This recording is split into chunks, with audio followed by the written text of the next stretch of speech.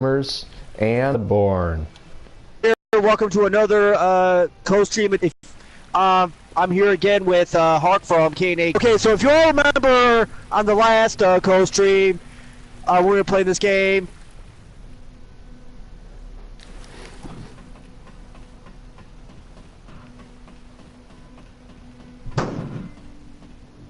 Sorry about that.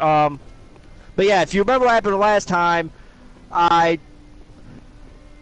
in the process of learning how to play it, I get myself killed, run into quad, get killed again, flip some shit, try to look for dead man, madman's knowledge, whatever, died over again, ran into a bunch of people, and so forth. So what's gonna happen now? Who knows? Probably more of the same. Yeah, pretty much. I'm trapped in the sewers with giant rats. And also forgot to recap that a good time was had by all. Yep.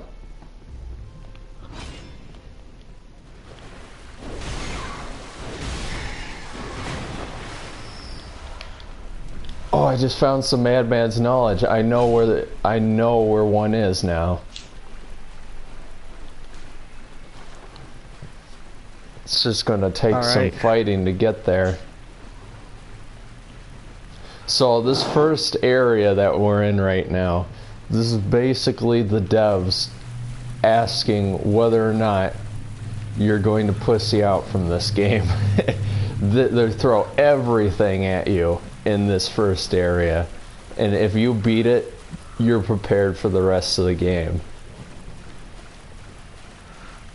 So this is like a endurance test. Yeah.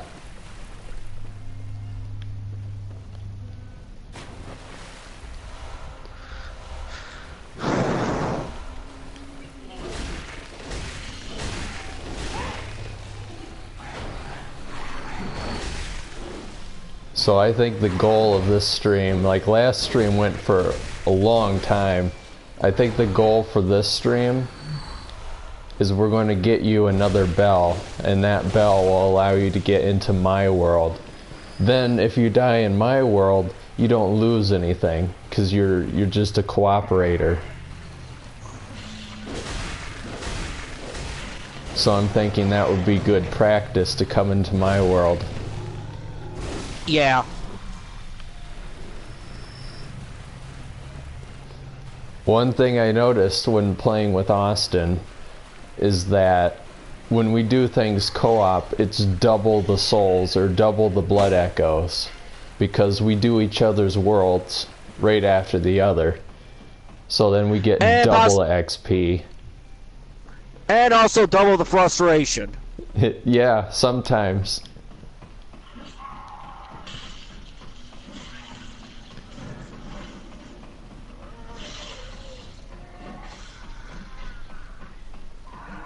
Yay, I died! Isn't that great?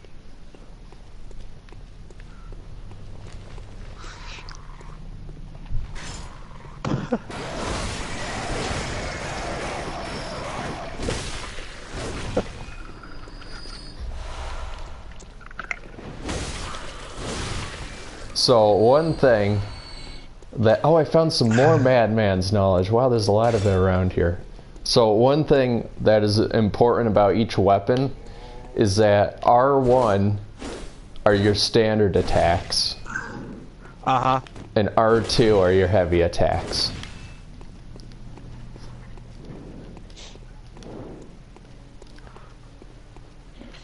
And another thing... Okay, R1 is standard, R2 is heavy. Yeah. And holding R2, usually I don't even use a standard R2. What I do is I hold down R2, and that fully charges for a lethal attack that does a lot of damage and can actually put people down on the ground.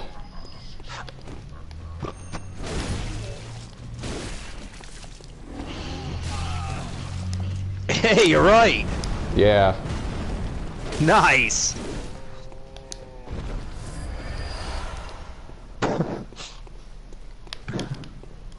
The one big thing, the one big difference that I've noticed between Dark Souls and this is that in this, if you get off the first hit on lower enemies, most of the time you're going to win. Because then they don't get the chance to attack. In Dark Souls, it's more like you want to wait for them to attack.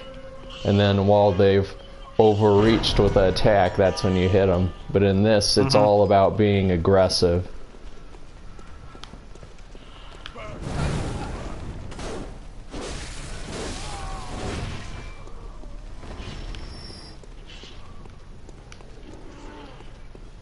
So now you may notice things, it's kind of easier now.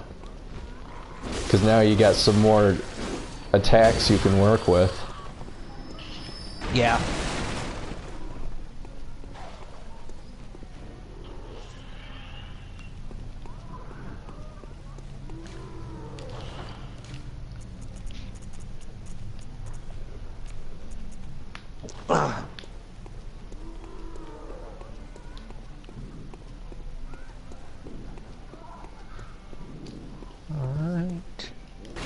Also, another thing, if you see like little glowing orbs above like a dead body or something.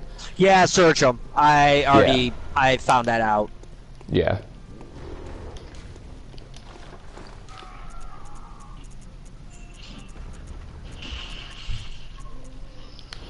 You'll also find these things called bloodstones, like bloodstone shards. Those things you can use in the hunter's dream to upgrade your weapons. So like your weapons will then get more damage out of them.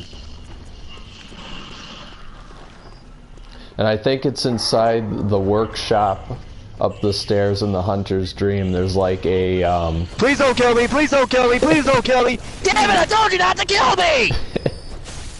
Oh well, he'd just go, you know. He'd just be like, oh, he doesn't want me to kill him, so I guess I just won't do it.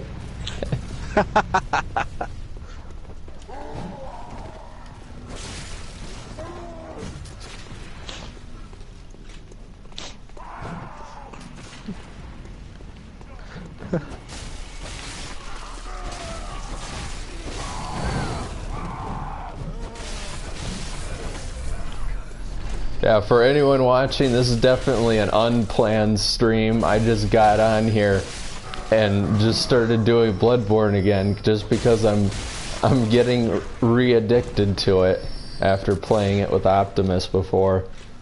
And I saw he was online, I'm like, hey, let's do another co-stream.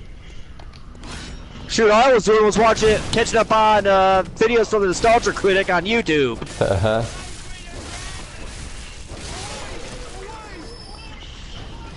Yeah, I saw he did a video on that Aragon movie, and I remember that movie because I had read the books.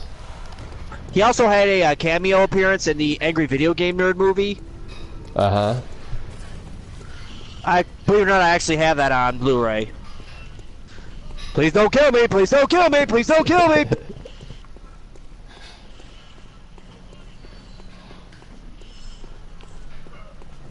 Damn it!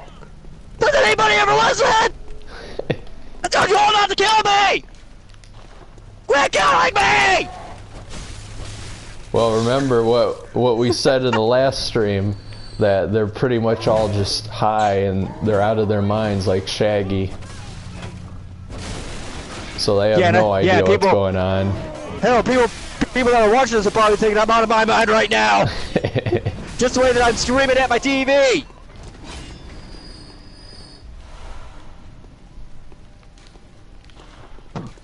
Yeah, I found a pebble! It's either cocoa or fruity!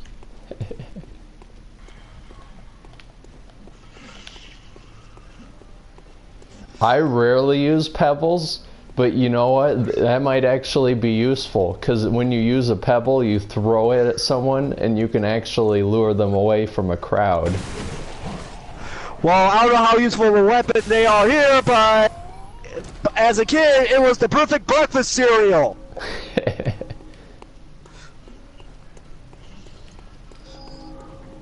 I don't know, I like things like Count Chocula and stuff like that. Oh, that was the shit. Yeah, it was. That was the shit.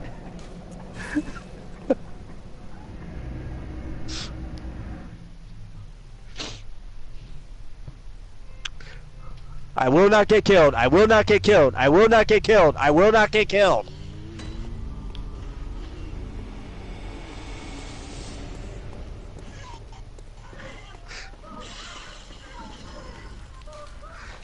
Damn it!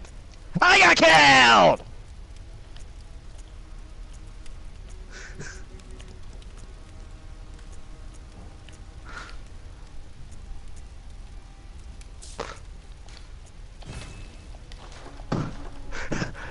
Poor Hark, he's probably going deaf by my loud mouth right now. I'm used to it. I got Austin to contend with.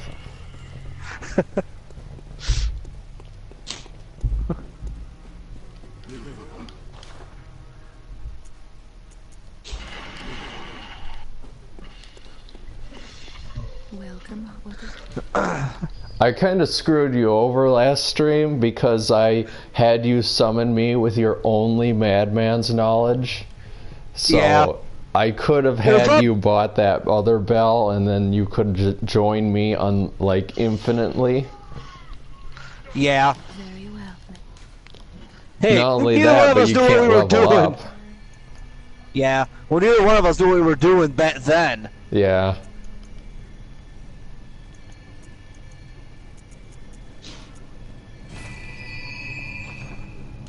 Farewell, good. May you. However, once you get pretty good at killing all those villagers, I know where some madman's knowledge is.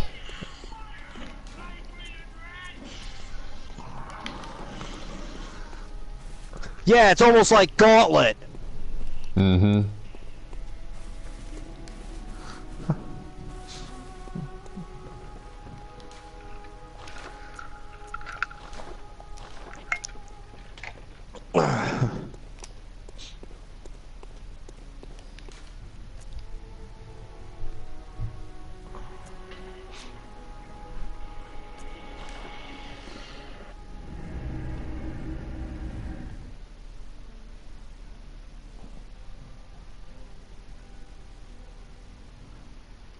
Also, another thing, remember that circle allows you to dodge. You'll want to know how to do that for most of the game. Yeah.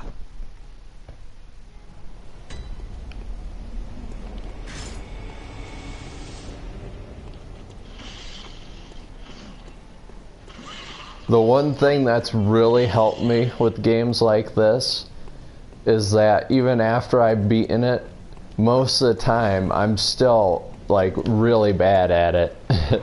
So the thing is that I actually watch other people play it, and I learn so much just from watching someone else play something. And I get really good at the game.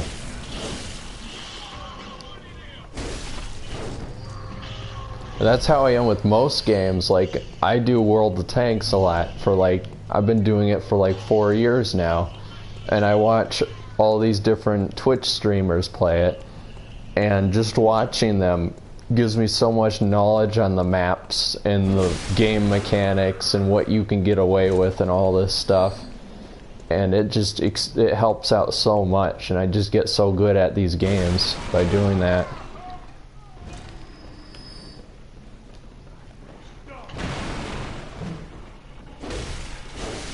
So for your end, people can watch someone going into the game not knowing what the heck's going on or anything. And for my end, you could see what it looks like when you've been a veteran of the game now for a while. I think that's a cool difference there. Now my end. Now my man, and people can hear me yell like a complete maniac at my TV.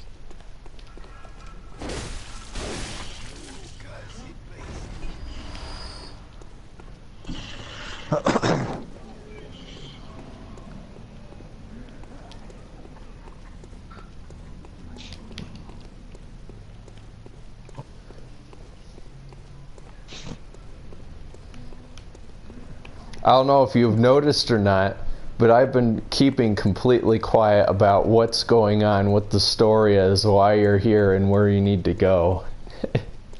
I'm letting you figure that out on your own. Gee, you're a pal! We're friends like you, who needs enemies? Well, I try not to be a complete backseat gamer, you know. I like to let people figure it out. Nope, we don't want that! It's like having a backseat drivers when you're going for your driver's license. Oh, yeah.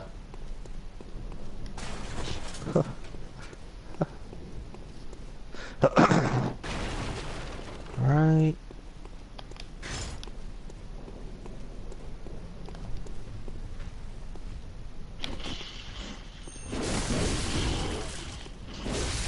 Man, this hunter's axe, like for a starter weapon, I always heard people say it's an amazing weapon, but I never knew it could be this good.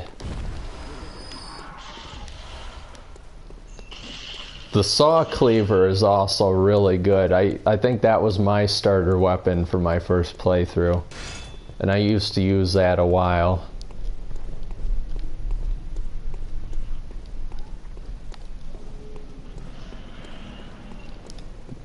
So I'll divulge a little information to you to try and make it easier.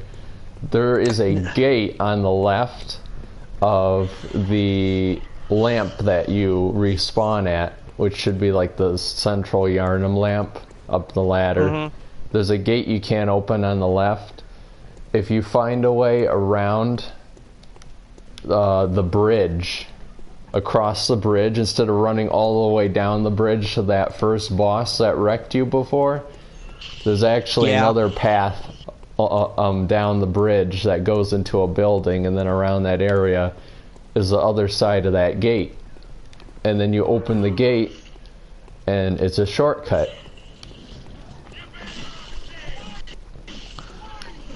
These games are known for their shortcuts. Speaking of shortcuts, I'm getting cut right now!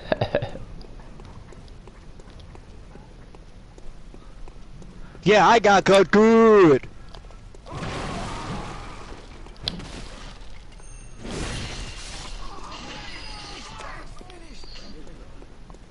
Well, this franchise is known for the phrase, get good.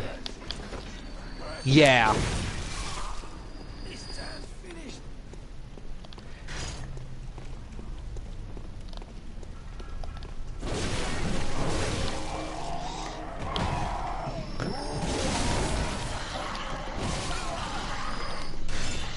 I always find that hilarious, that in like Dark Souls and Bloodborne, the game itself tries to be so serious, but then all the players and all the community like says, well, I know what you need to do here, you just need to get good. And just all this hilarious stuff. Okay, that's easier said than done. Yeah, I know, that's the point. It's like, okay, how does that help me?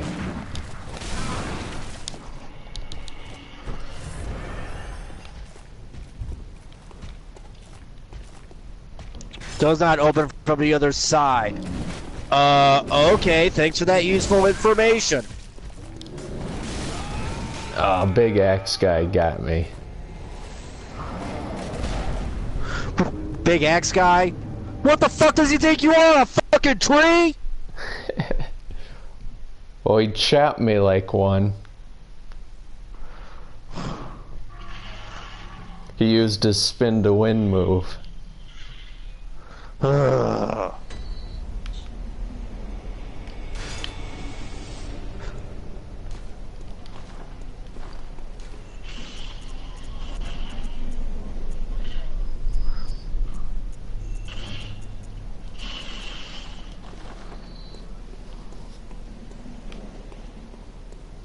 another thing, if you use the lamp to go back to the hunter's dream, the little guys in like these little bird baths, they'll be selling you new items, I think. So like they'll have a new weapon, and they'll have things like blood vials and bullets and stuff that they'll sell.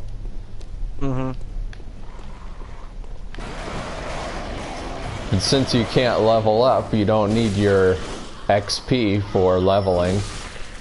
You can use them on like different consumables and stuff. You can get Molotov cocktails to throw and stuff like that, and those sometimes help out.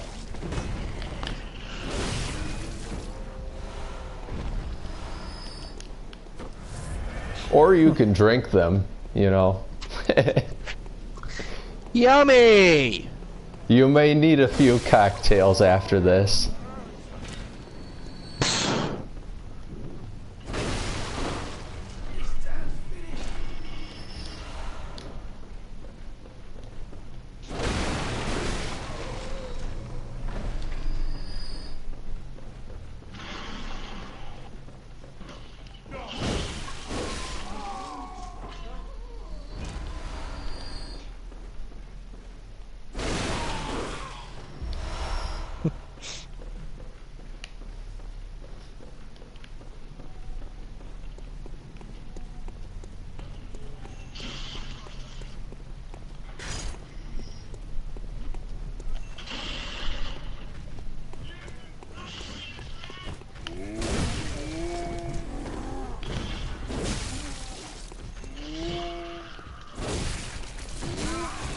Oh crap.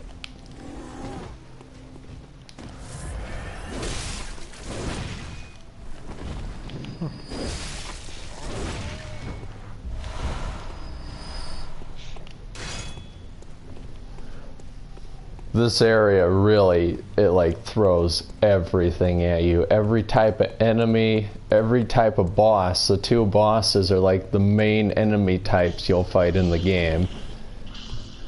And then all this like different branching paths and shortcuts and doors and gates.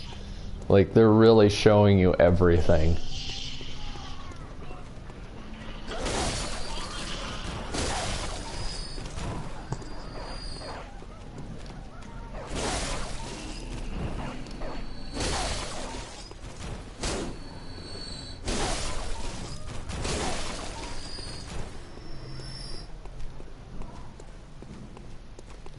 Right now what I'm doing is I'm just going around the starter area. Just going around and collecting stuff.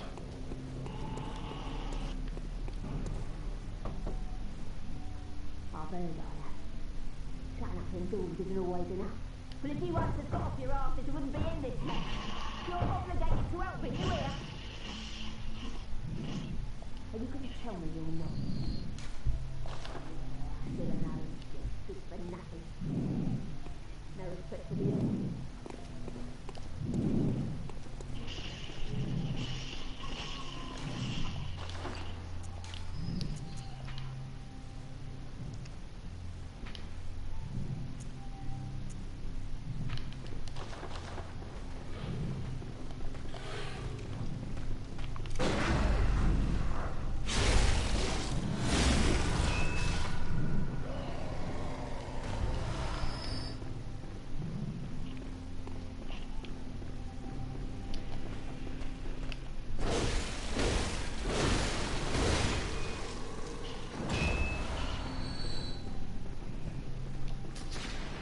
People have said that Bloodborne is the truest horror game you can get, just because there's so much, there's like such high stakes that if you die, you drop all of your XP that you've earned and stuff like that.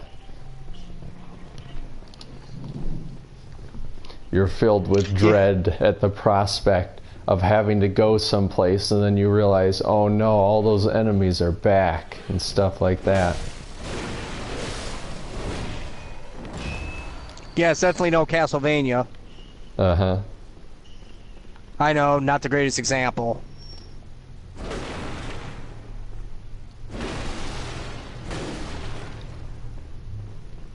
I think actually, in sort of theme, it's definitely related to Castlevania.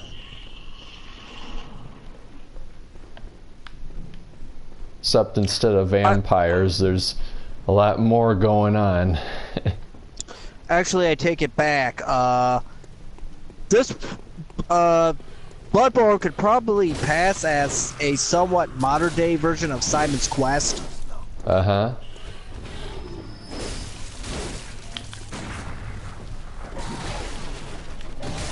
Especially if you have, like, a whip weapon. Boom.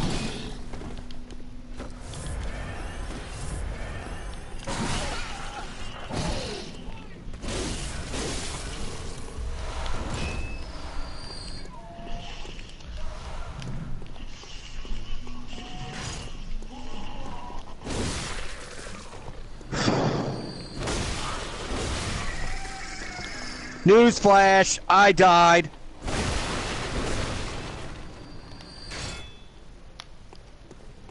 And what have you learned? That death is painful. Nothing!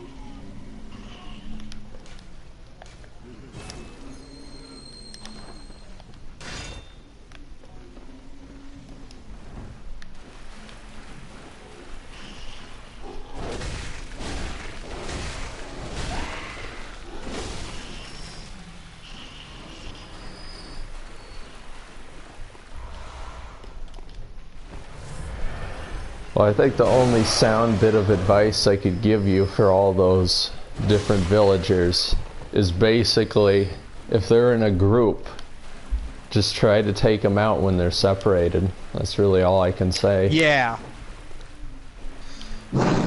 Yeah.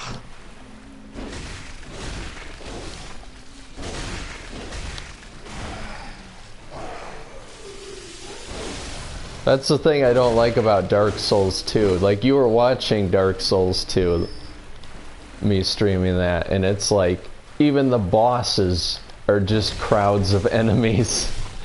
And I just hate how they do that, where they just put so many enemies next to each other, and they're like, hey, it's harder than all the other games, because we made it harder, because there's more of them.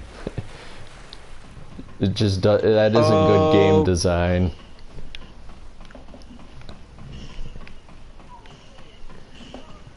In this, though, it makes sense. It makes sense why there's a lot of people here. This is a city.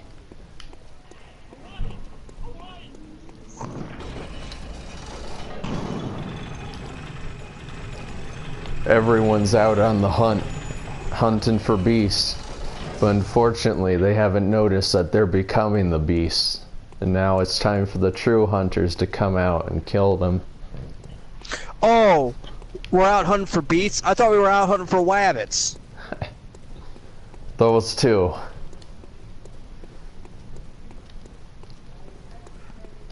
Well, I'm sure you've seen that rabbit from Monty Python, the Holy Grail. They're all beasts, trust me. I was actually trying to make a Looney Tunes reference. I know.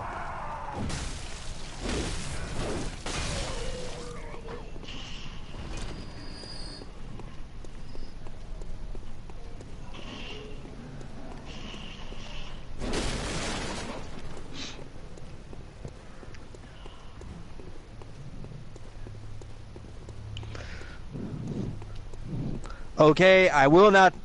I'm not gonna die. I'm not gonna die. I'm not gonna die. I'm not gonna die.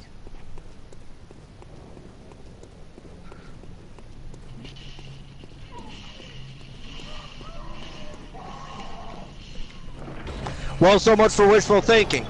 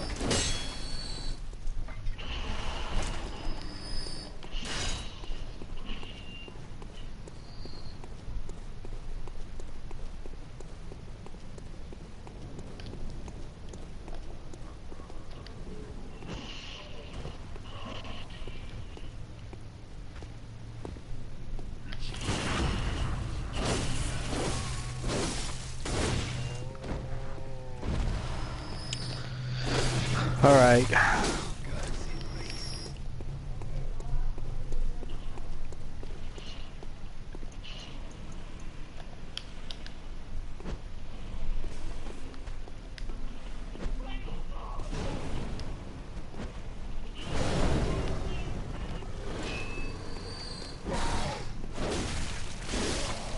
Alright, I've made it to the next boss in the starter area. I won't fight him yet.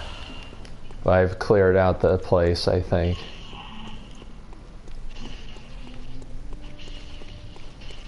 So one thing that you want to focus on right now is getting whatever weapon you like using upgraded. Look around for those bloodstone shards. Alright.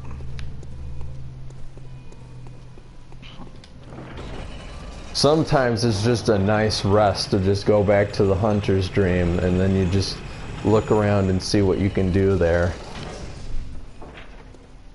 There's also really good messages hidden around on the ground that like gives you hints on what you can do.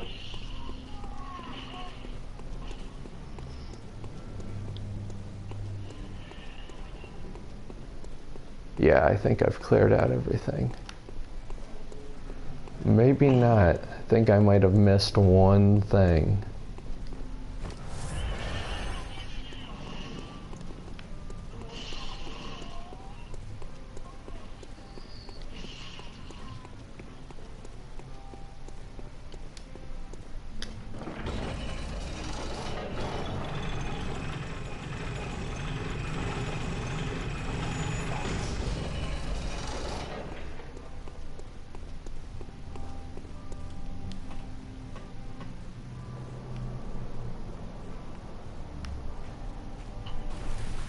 If you feel like you've gotten to the point where you're not progressing, try using something differently. Like maybe a new weapon if you find one, or a different strategy. Right. I'm being trampled by a giant thing.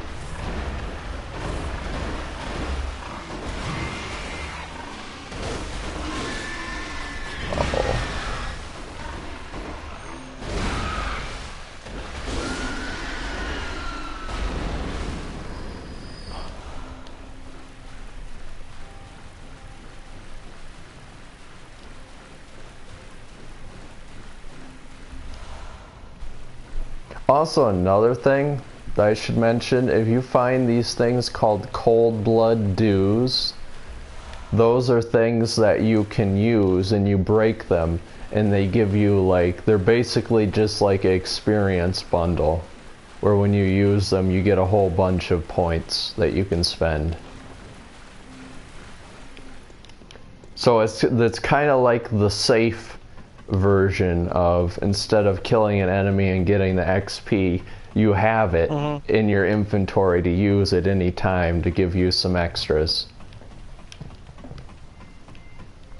So it's handy if you like don't have enough experience to level up, then you can just use one and then it'll put you over enough to level up and stuff like that.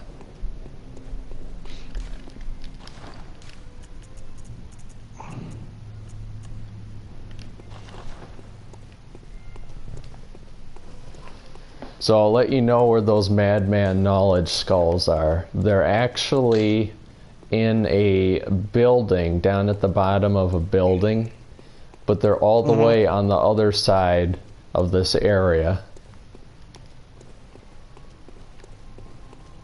And I think your starting point of where to find it is probably on the bridge.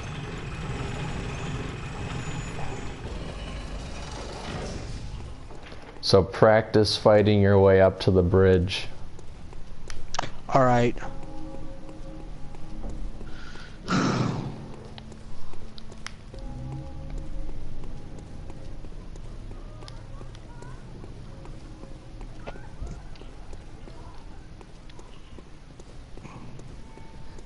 I mean, you could sprint past everyone, but the thing is that then you still wouldn't know how to fight them better.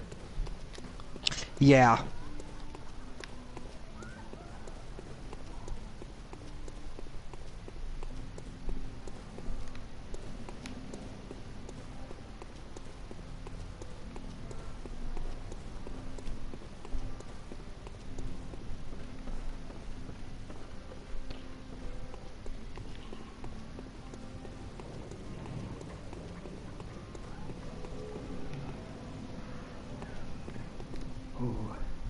must be a hunter, and not one from around here either. I'm Gilbert, a fellow outsider.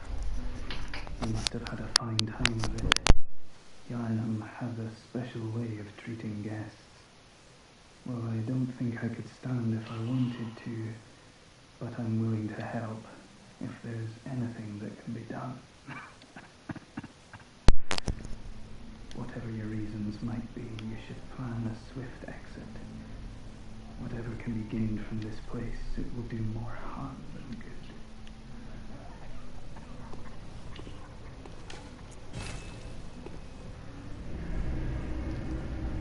I'm gonna head back to the dream and actually see if I can level up or upgrade anything.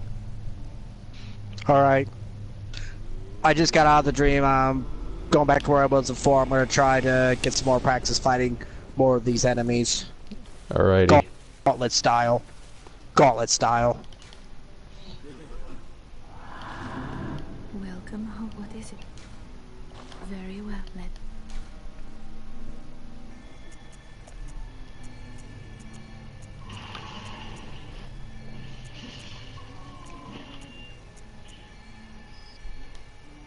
Huh. One of you was a meat butcher in a previous life. What, he attacked me with a meat cleaver?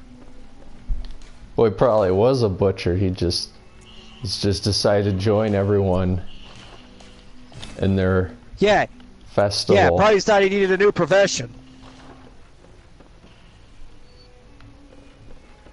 Kinda reminds me of Leatherface from Texas Chainsaw Massacre.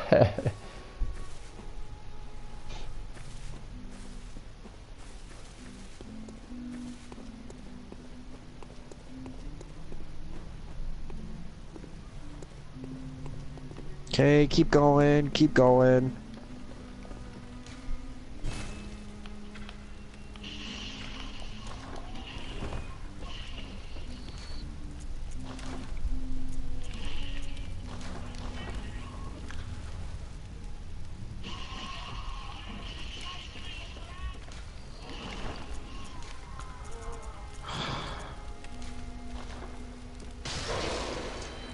Okay, that didn't go over very well. Welcome. What is it? Very well, let me.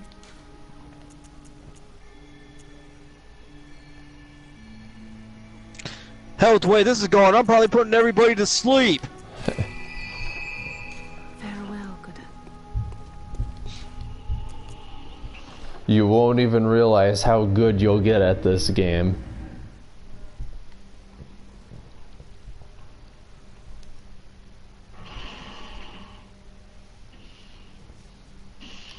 I've seen people who aren't even gamers get really good at this game. Of course, they're absolutely horrible starting out. Everyone is, but it's just so amazing to see them actually just do so well at it by the end.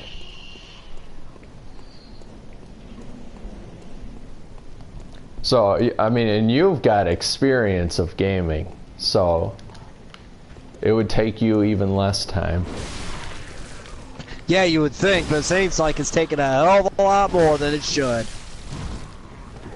Well, that's the feeling I got when I first started playing these games. I'm like, man, I should be better at this. But then it's like, it's really weird how it wants you to think.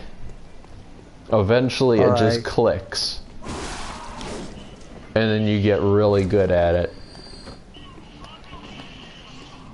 But for everyone, it definitely takes time. Alright.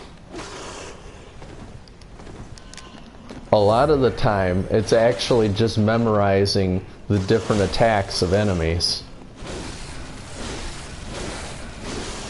Especially your attacks. Once you get your timings down, you know what you can get away with.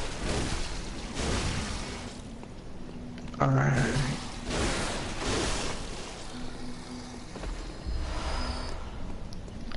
People have done level 1 no hit, no death runs on this game where they have gone through completely naked, no weapons, nothing, level 1, and have received no damage going through the whole game.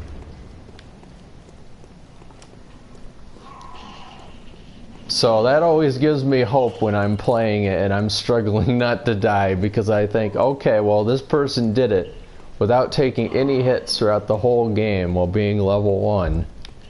So I figure, oh, well, I can only be better, right? Because I have a weapon and armor and stuff.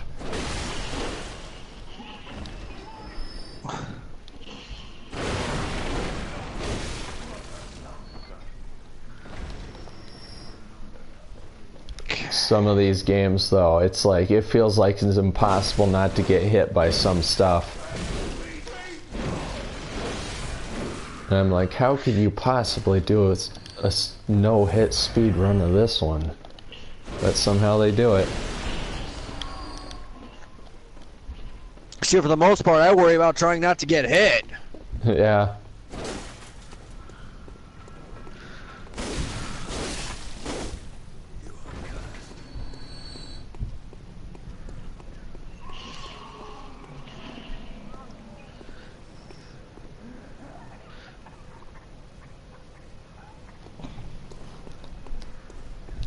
I think I won't fight the next boss, because how these games are laid out with multiplayer co-op is that you can only summon someone into your world to help you fight the boss. Like, yeah, you can help fight enemies along the way, but once the boss for an area is gone, you can't summon any help anymore.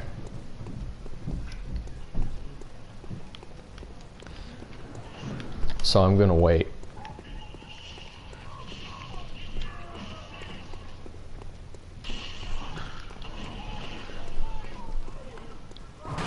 But I really screwed you over last stream, though, accidentally, for not getting that bell. Because you would have, I would be able to summon you nearly infinitely as long as I didn't die. Because when you ring the bell, you use one madman's knowledge, and even if your summon dies, you can get him back again as long as you don't die. Okay.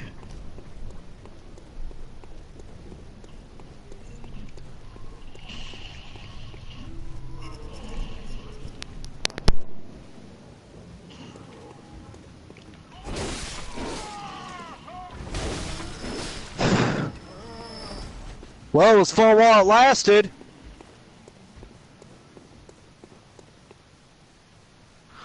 I'll be right back. I gotta check something. All right.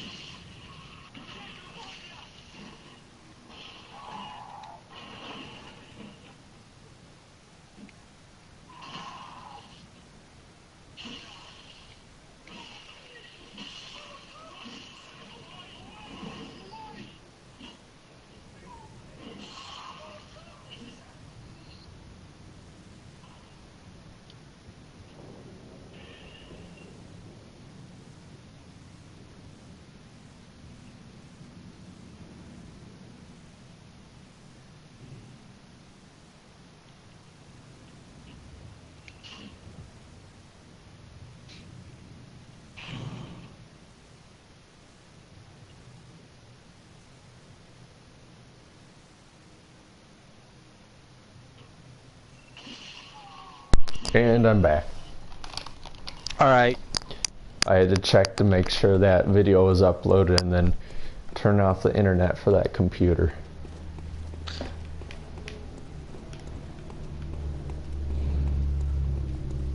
I'll send the link to that video, by the way, to you. It's unlisted, so I had to send the link out because it isn't public. Alright.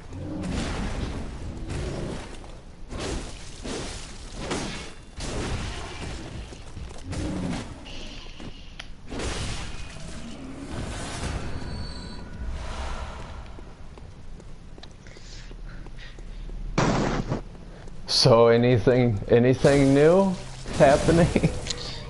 Not really, just my session's been, my end, it just felt like one big freaking rerun after another. That's how it is in the beginning. But if you manage to push through it, it'll get to the point where it won't feel like that.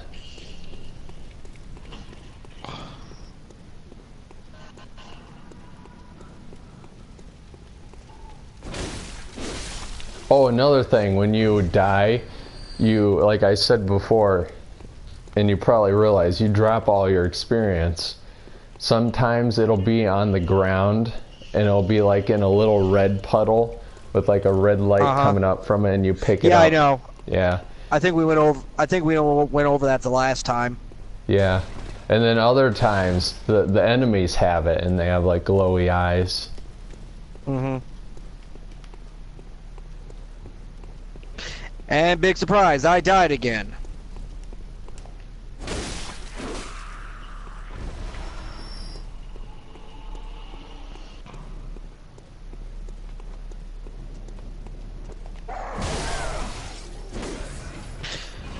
You know, a game expects you to die a lot when that's literally part of the game's logic. Yeah.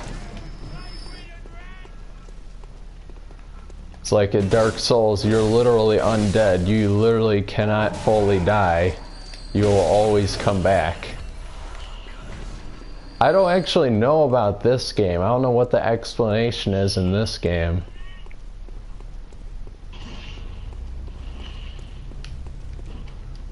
For being a standalone title, I know less about this than anything in either, like, any one of the Dark Souls games. It's really mysterious about what's going on.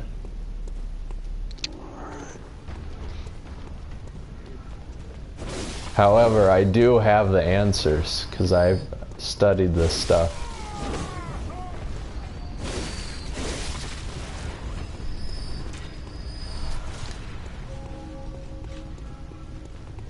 I think at this point of the game, if you're looking real hard at like item descriptions and stuff, basically you're a foreigner that came here looking for pale blood.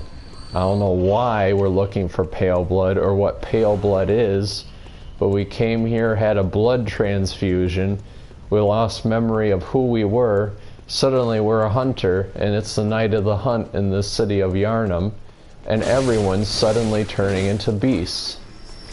And we have to kill them, because they're beasts.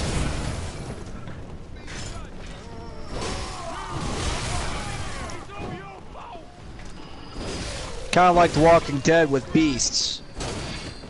Yeah. All we need now is Rick Grimes.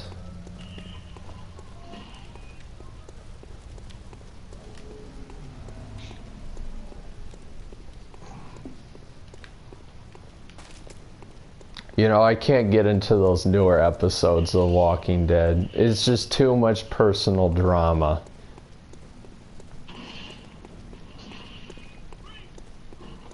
The first season was really good, I think. Now it's revolving too much around the characters themselves and not about, like, what are you gonna do about, you know, the zombies? Like, they're kind of like a side thing now, where it's all it's about like they're these fighting guys. two different. Yeah, it's like they're fighting two different freaking wars. Yeah. Against zombies and against each other. I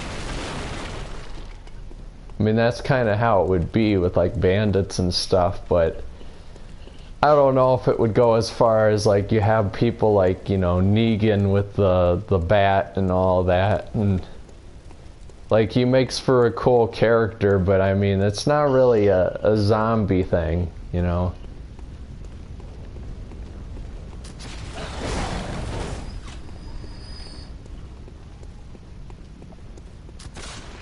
These are moments where I'm glad not a lot of people watches, because I'd be getting so much hate right now. Oh, the new Walking Dead is the best. What are you talking about? Sure, I'd probably getting a lot of shit too for being a noob. Well, if you are, then obviously whoever that is has no idea about this game and how it works in the beginning.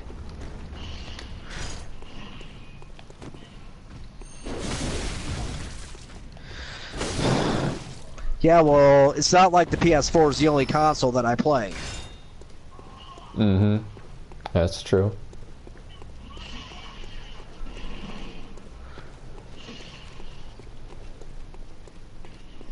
I thought about getting a Switch, however, there's 2 games that I could think of getting for it. Zelda and Mario. Good choices. Yeah, I guess Skyrim is going to be coming to the Switch. Yeah. I mean, that's kind of cool, you know, Skyrim on the go, but at the same time, like, how many times are they going to re-release Skyrim? They act like this is the single greatest game ever made. Yeah, well, they're definitely hanging on to it. Yeah, it's like for crying out fucking loud, just make a new Elder Scrolls. Mm-hmm. I mean, Skyrim's been out for 6 years almost. Yeah.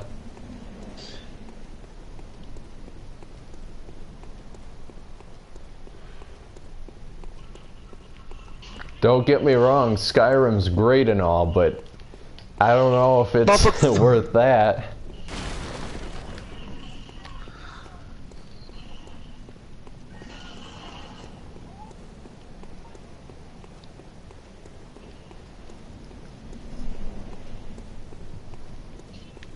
I remember doing Morrowind, which is the 3rd Elder Scrolls, and yeah. people were like, "Oh my god!" My first introduction to Elder Scrolls was in fact, Oblivion. Uh-huh. It was out on the 360, just that at the time, and PC. This is like before PS3 launched. Yeah. And then a few years later, I discovered Fallout 3. I love Fallout 3. Like, 4 doesn't seem to have that same feel that 3 did. Nah. No chance. Very well. Don't get me wrong, I love 4 for what it is.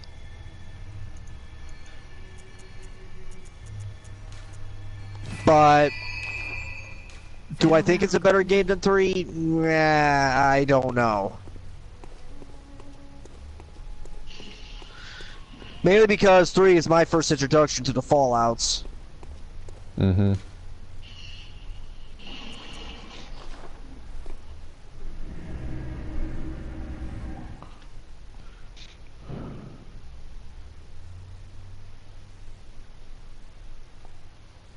Yeah, nothing will ever match coming out of that vault and just having this huge world there in front of you. It was always fun to just stick on a good pair of headphones and just get lost in it for a few hours. You know that's right.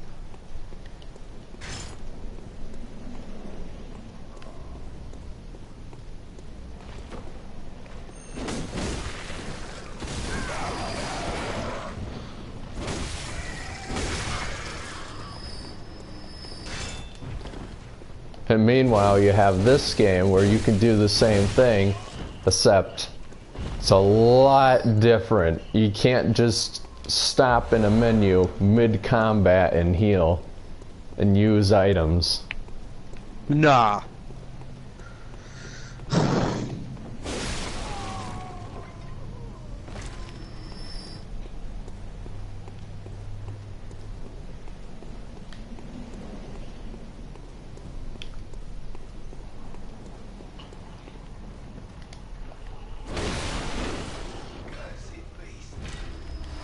How far have you actually gotten killing these guys along the street? Have you managed to, like, kill the mob yet?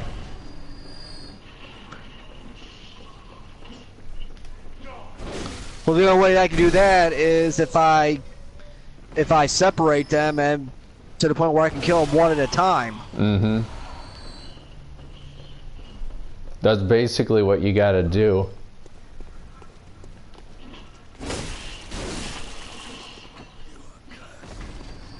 Then when you get right in the midst of them, there's the sharpshooters and the dogs and all that, and that's when you need to start like timing your rolls and knowing when to attack and when to run. Okay. I'm calling behind 4 guys right now, heading towards the town square. About to take one out.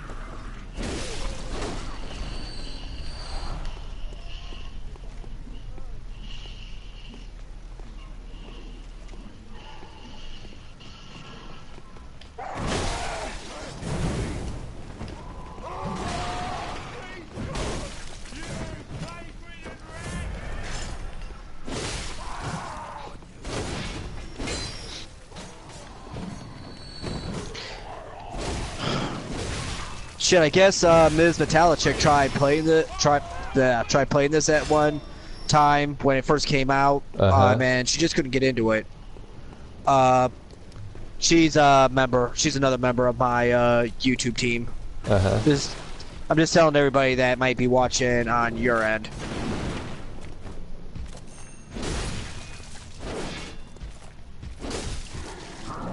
Yep. I always make sure in the description to give a link to your YouTube in each of the streams so people can check you out. Yeah.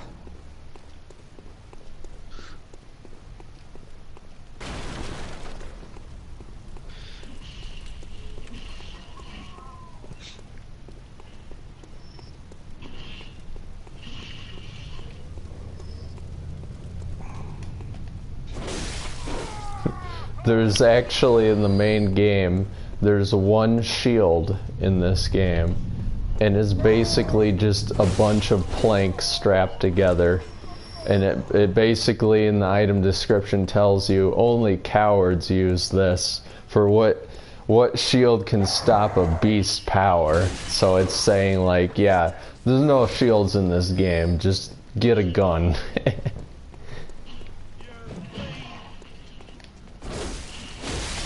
Because people actually complained that there were no shields in the game, like in Dark Souls. So in a patch, the devs actually put in that plank shield, and it's completely useless. Like, it gets knocked aside in one hit, and then you're pretty much dead. So it's like the devs are further insulting those people that need shields in this game, which is hilarious.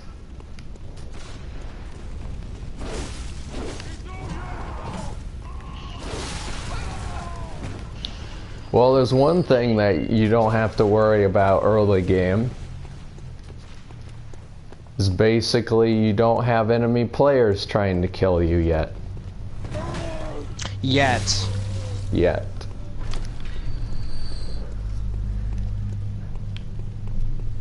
They'll be after your madman's knowledge, and luckily you don't have any right now. I think it's still too early in the game, and you're still too low level for anyone around the same level to actually come and try and kill you. Yeah. Okay, this is getting a little bit ridiculous. I gotta get further in this bitch.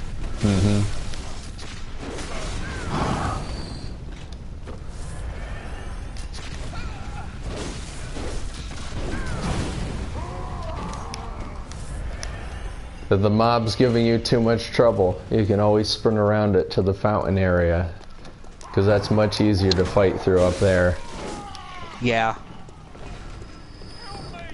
And every playthrough I see of everyone else playing this game, this area from that lamp that you respawn at all the way to the mob, that's where people spend the most amount of time in their entire series, is just learning how to deal with that.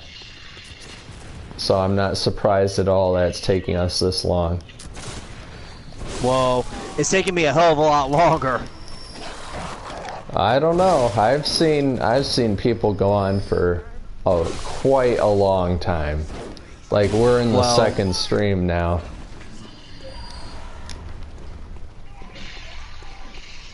However, yeah, for viewer enjoyment, yeah, you can totally just sprint around.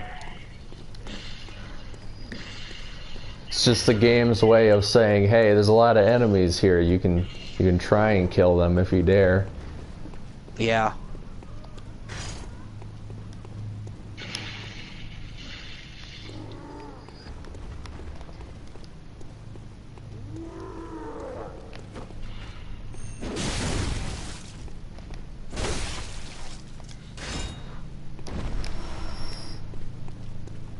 The one thing you can do is when you get to the fountain area, you could practice on all these enemies around here. You could practice on the ogre or the dogs around the well up the stairs, or the werewolves up on the bridge. And that bridge area up there, that area leads to a lot of different shortcuts you can take back to your lamp. And once you get those shortcuts open, it'll feel so good, because then you'll realize you don't have to deal with the mob anymore.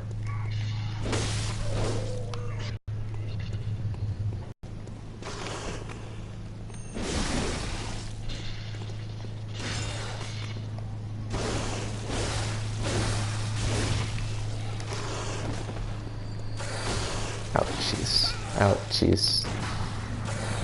These wolves are still giving me trouble. There's some enemies that sometimes it's luck killing them. It takes a long time to learn how they work. Okay, I'm gonna have to sprint through this next time around.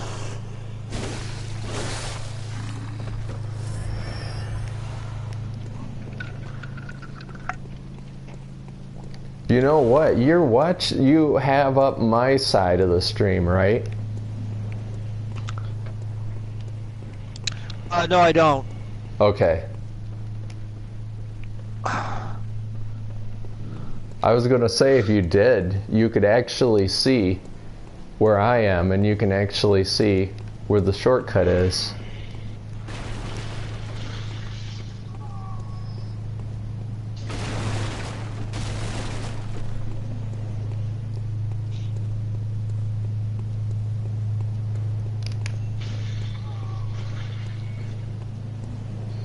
Because up on the bridge there's those two, those pair of wolves that are up there. They could give you a whole lot of problems, but like on a side path, there's like a building you can go down into, and you open up a lot of doors within that building, and you come out, head up some stairs, and you're right at that closed gate there that's at that lamp. And when you open that gate, you don't have to deal with any of the mob or the square. Well, for right now, I'm gonna have to sprint through them.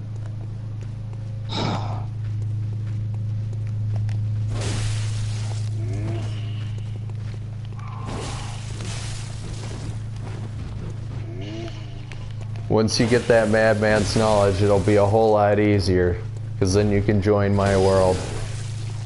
Yeah. Oh shit. It's Freddy with a meat cleaver.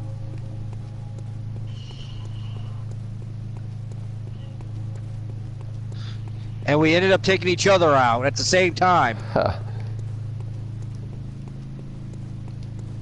Yeah, another thing that I could give you some good advice on is never try to trade blows with enemies. They will always win. Yeah. That's something for Dark Souls where you have like heavy armor and heavy weapons and stuff like that. That's where you can trade damage. But in this game, you always want to be doing damage and not taking any in return.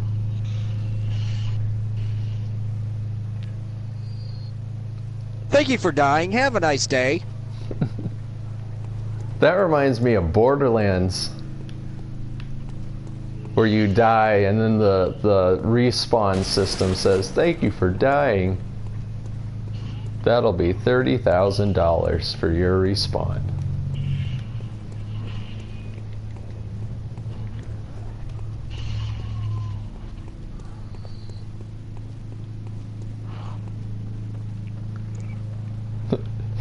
Austin and I would always joke about Destiny, how Destiny was just like Borderlands and Halo combined, except without the story and without the humor. Alright.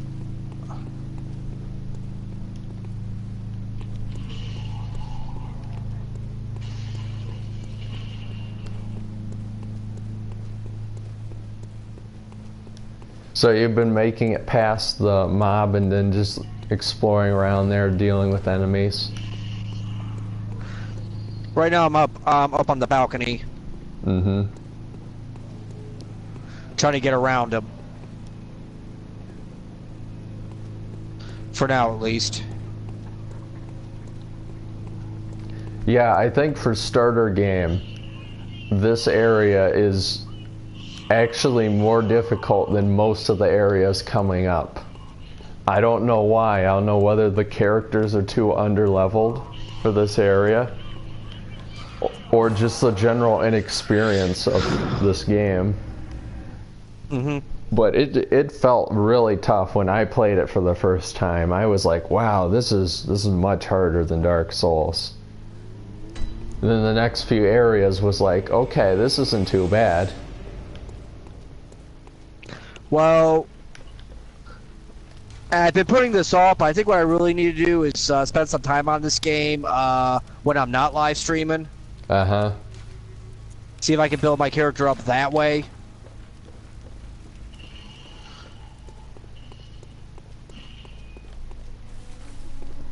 I figure the goal for this stream is to find that madman's knowledge.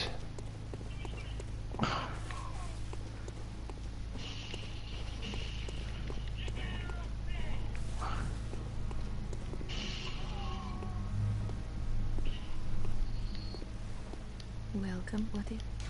Because on my channel, I post like Dark Souls and Bloodborne stuff all the time, so people know, they know how I play. They never saw how I got better at the game, but for you, people could see the starting point all the way up to where eventually you'll be near my level.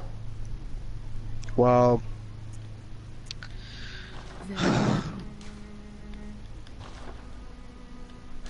If you got it in you, that is.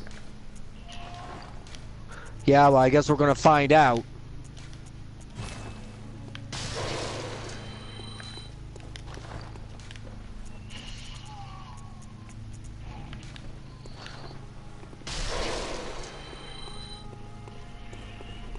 Alright.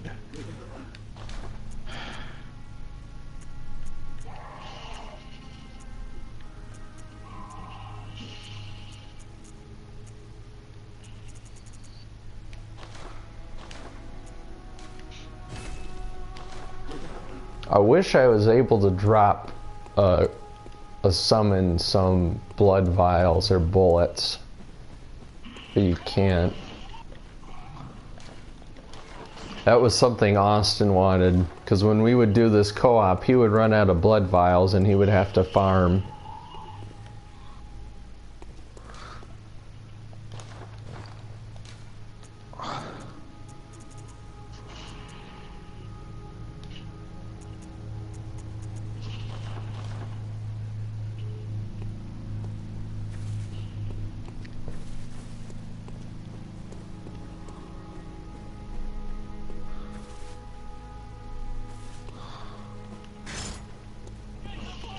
Another thing is that when you hit L1 with your weapon, that changes. That you probably know it, but it changes your weapon's fight style.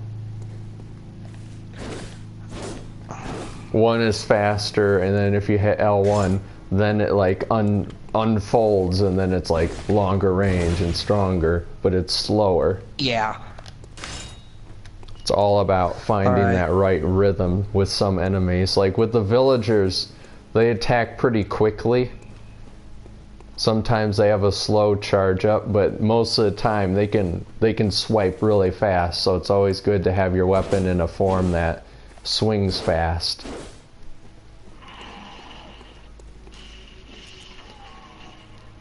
And other things like the bigger ogres and stuff with the bricks, sometimes it's best to have your weapon at its largest, just so you can stun them.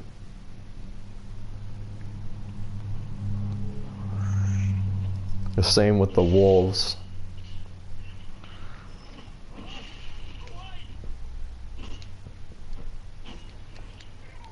But eventually you'll get to the point where you'll know like what attacks you can do before they hit you and stuff like that.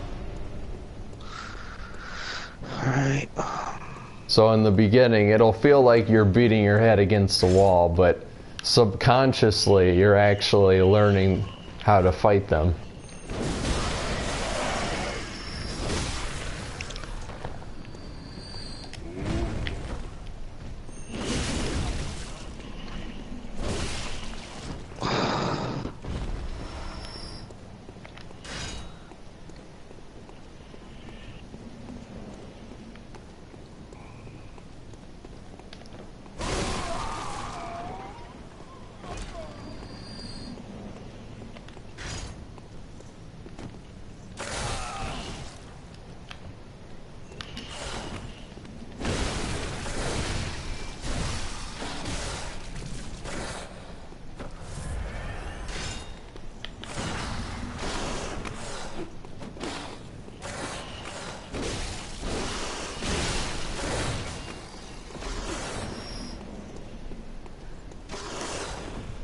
So what I've been doing is I've just been grinding these enemies to get up more blood vials and stuff like that.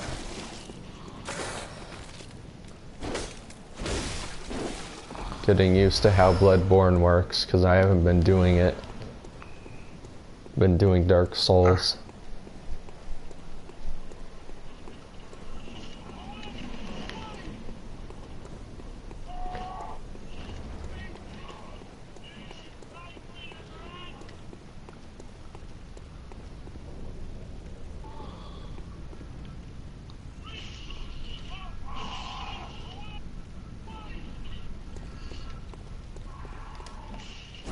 And also remember you're healing with triangle. Use your vials. I know.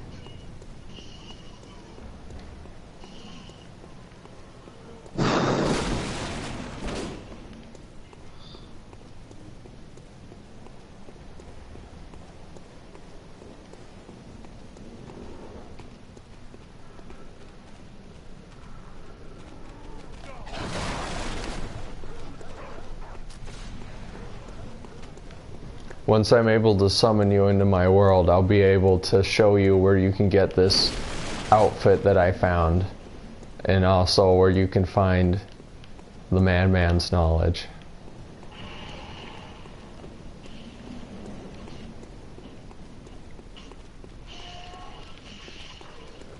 Actually, you need the madman's knowledge in order for you to have the bell for me to summon you. Yeah, that's Shoot. stupid. Yeah.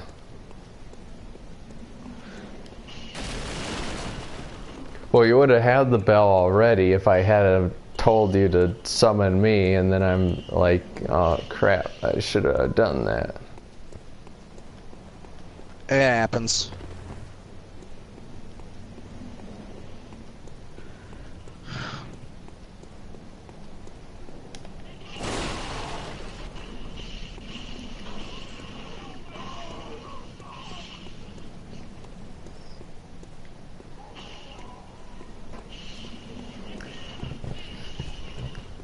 So the one goal that you should be working towards is going up to the bridge and looking around there for the shortcut back to the lantern. Yeah. That's part of my problem. Yeah, it's tough to get there. Like right at the get-go, it's really tough to make your way up there. I think that's the hardest run in like the first whole half of the game. It's from that lamp all the way up to the bridge.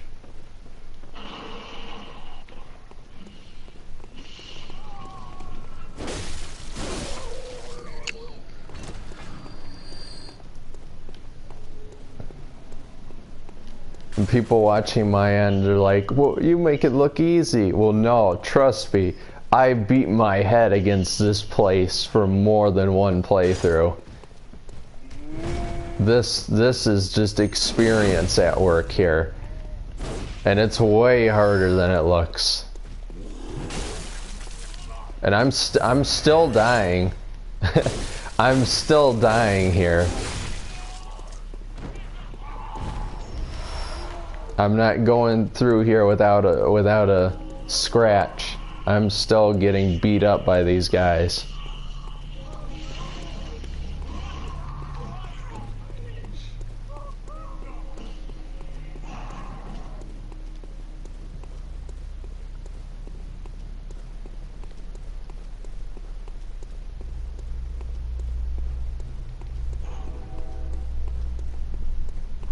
Another thing we can do,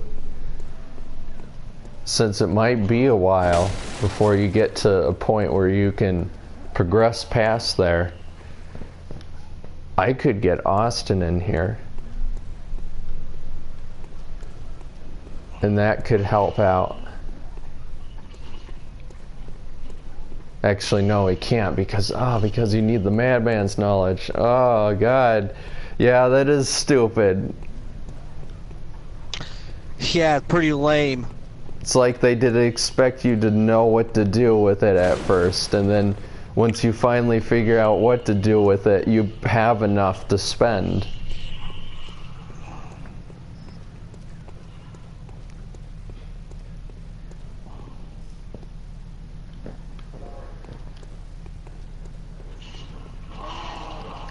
Yeah, but anytime you feel like you're not making any progress during the stream, Well, I'm you can well, totally I'm gonna do it have to. off. Well, I'm gonna have to spend a little bit more time on this. Yeah. Not just on a live stream, not just live streaming. Mm-hmm. Because I started live streaming this right when I'm at basically a rookie level. Mm-hmm. And hell, with the yeah, like I only played this twice since I purchased this game, and both those times were broadcast. Yeah. I mean, the day after we did our previous co-stream, I ended up doing a live stream of Doom. Uh-huh. Just right when I reinstalled the sucker, and I decided to give arcade mode a whirl.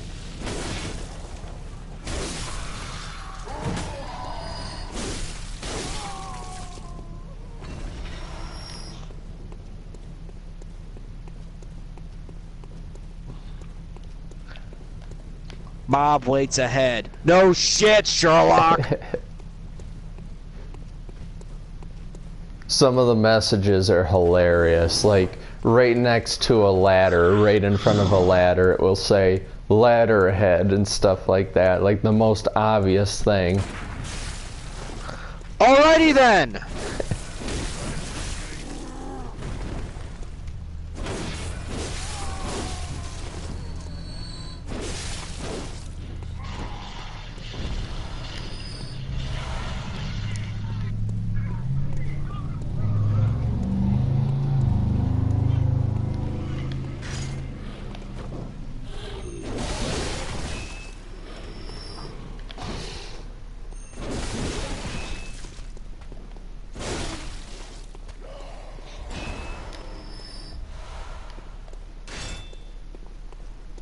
Another thing you're getting out of the villagers, though, are those vials. So you're getting up probably a good stock of them, and you'll need a lot later in the game.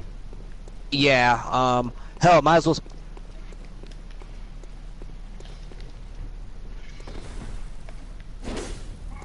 Hell, fuck it, I might as well spend the remainder of this live stream, collecting vials and shit.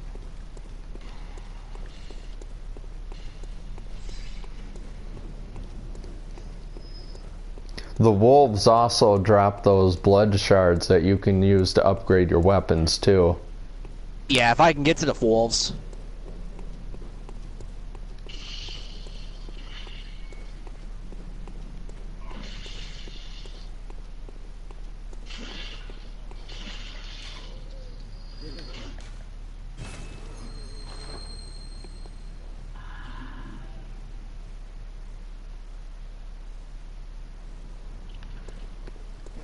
Yeah, I would progress and fight the boss, but the problem is I already beat the cleric beast, so there's only this last boss left in the area, and if I beat him, I wouldn't be able to summon you in this area. Yeah, but I need the madman's knowledge on top of that goddamn bell. Yeah. That is just so stupid. Mm-hmm. I mean, with this game, there's a catch. It's like, what the hell were they thinking?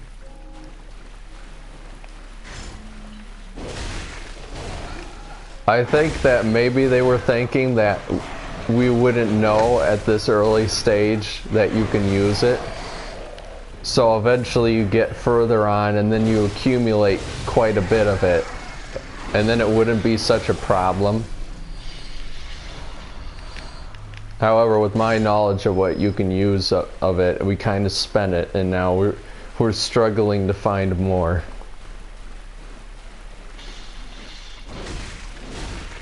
That's another thing, because enemy players invade you to try and get that, because if they kill you, they get Madman's knowledge. Yeah. And if they, what if they do a sequel to this game? Are they gonna have someone called Extremely Pissed Off Man's Knowledge?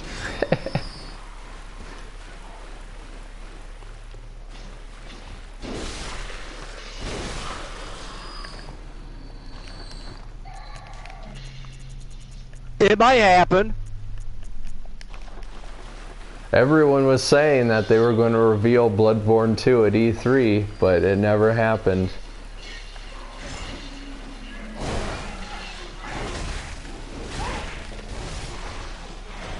I almost think there was so much hype around it being revealed that they decided to not reveal it. I actually think that's what they did.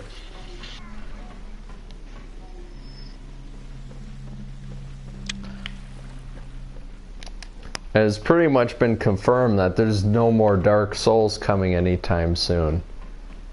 So if they're doing another Bloodborne, they're definitely working on it.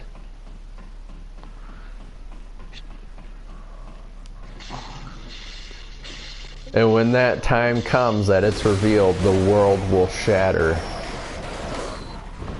Yeah.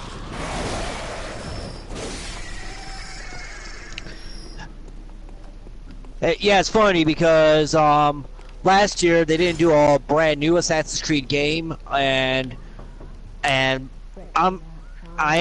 wasn't surprised because of the fact that the Assassin's Creed movie came out there that year. Yeah. And also in the meantime, they decided to re-release Assassin's Creed 2, Brotherhood, and Revelations out on modern systems. Yeah. I gotta catch up on all those. And I still gotta finish Syndicate. I have Black Flag, actually. I got it on sale, and I've been meaning to start that. I've actually, that was actually the first PS4 game I've ever beaten. Really? Well, originally I had the game reserved on 360. Mm-hmm. And but then what happened was when, at like literally the morning after Sony had their E3 press conference unveiling the PS4, and they said what they said about not doing the same shit Microsoft was doing with the Xbox One at the time, and the fact that it was going to be $100 cheaper. The next morning, I decided to break down and reserve a PS4, and I moved my reservation of Assassin's Creed 4 from the 360 over to the PS4. Because if I'm going to get a new Assassin's Creed and I'm getting a new toy to play it on, I might as well play it on that instead of on a previous gen console. Yeah, I had to wait 3 more weeks to play it when the game launched on everything else, but you know what? It was worth the wait. Yeah, I had Battlefield 4 for the PS3. Oh, man, I feel like they made it look bad. Just so if you then upgraded to PS4, it would look so much better. Because Battlefield 3, which was the previous Battlefield, looked and played so much better than 4 on the same system. It was horrible how bad it played on 3. I don't know. It's kind of like it's kind of like they were trying to get people to buy the new shit. Yeah. Yeah, I know it was a few $100, and people didn't want to spend $500 on a new console. And I forgot where I was going with this. That just wasn't worth it. Well, not until they lowered the price. Hell, I'm just glad that Sony decided to offer up external hard drive support. Yeah. It seems like that should have been, like, they should have had that ready to go, but it's taken them a while. Well, better late than never. Yeah.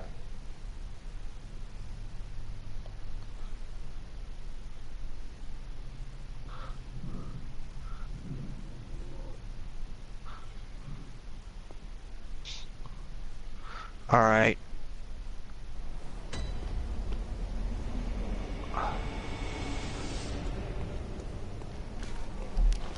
So I actually don't know if there is I don't know if I have to be within 10 levels of you in order to summon you. Because that was a thing that was in Dark Souls 2 when Austin and I were playing, where I could not summon him because we were too far apart in level. I don't know if that's the case in this game. Well, all I know is I gotta get a little bit more practice in this, and I can't do. I just can't do it only during the live streams. Yeah, I can totally understand that. People do that all the time, where they come back and they've been grinding and they've been practicing. Well, if I was going to do an entire live stream series of just one game coming out, it would have to be Wolfenstein 2. Yeah. Not this one, because it's like I said earlier, I've been a huge fan of Wolfenstein since the original Wolfenstein 3D from the early to mid 90s, and this new one just looks so damn freaking good. And yeah, it does. Like, yeah. And I might as well just do an entire series of live stream on that game alone. This one, on the other hand, I'm gonna have to get a hell of a lot of practicing on and off camera. Definitely.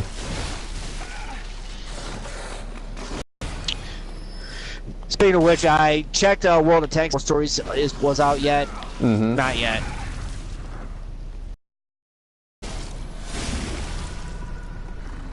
I've been planning on doing some PC World of Tanks streams here soon, because they're actually adding in another season of ranked, like the top tier 10 stuff, where at the highest tier you have tier 10 battles and you get extra rewards for it and stuff like that. I've been wanting to stream that. And they have the new grand battles too, with the 30 versus 30 which I Yeah. still haven't even gotten into. Like, people are asking, like, is it even real? Like, does this game mode even exist? I haven't gotten into one yet. It's taking a long time to find it. Alright. I'm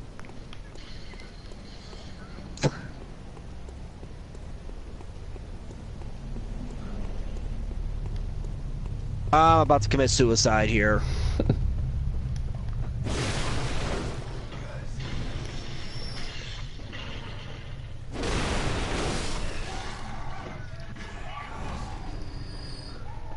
Well, it was fun while it lasted.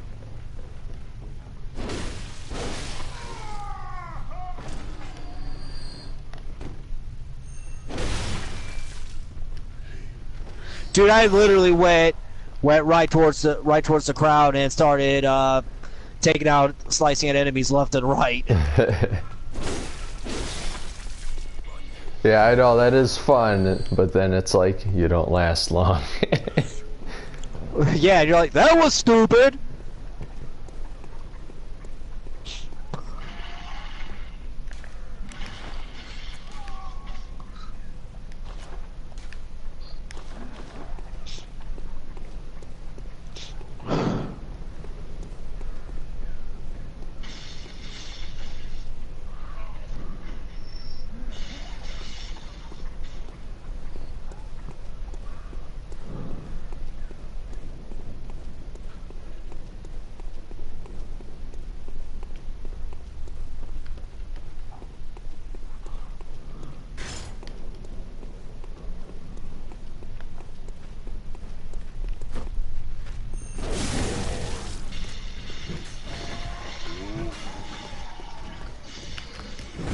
Another thing you can do if you don't have time to practice off camera sometime, you could actually take a look at my side of the stream and see what I'm doing for these enemies. Alright, well, I'm gonna have to make the time.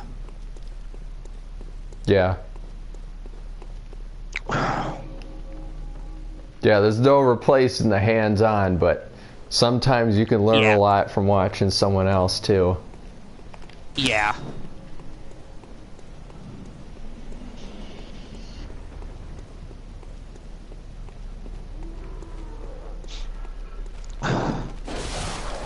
All right.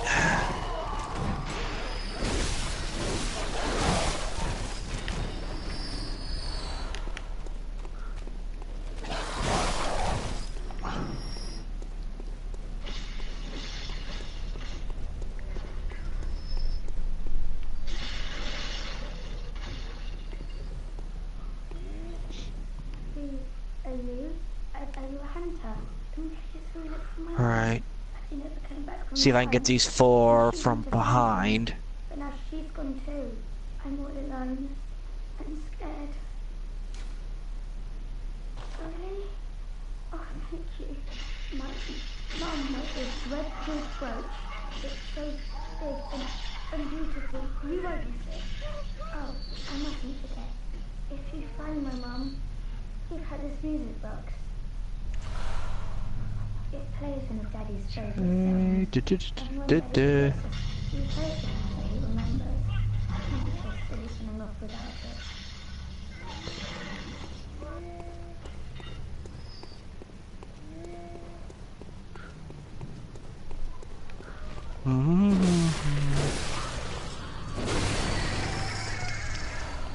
Time to be stupid!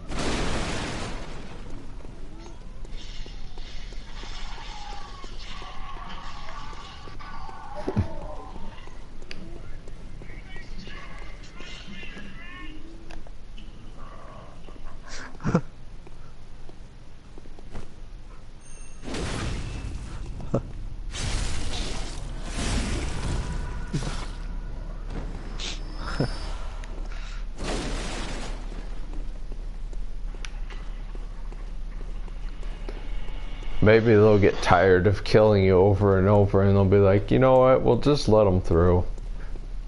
Yeah. You know, in Dark Souls 2, if you kill enemies over and over again, they actually stop respawning. Too bad the same rule can't apply to this game. Nope. They actually added to the difficulty of Dark Souls 2 because then you couldn't just grind enemies for hours for like souls and stuff. They'd actually stop respawning and then you'd have to go somewhere else. So they tried to factor that in as some kind of difficulty thing.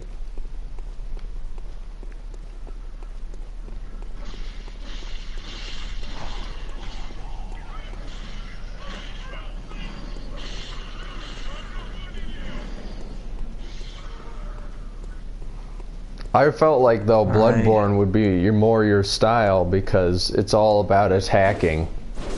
And like it sets it up where that if you have a good weapon, you can keep attacking and keep regaining your health if you get hurt. Yeah. Well, Dark Souls is so defensive. Well, right now I'm just concentrating on getting as many blood vials as I possibly can. Yeah. Because you can never have too many. Yep. Okay, here's the crowd. Let's get ready to rumble!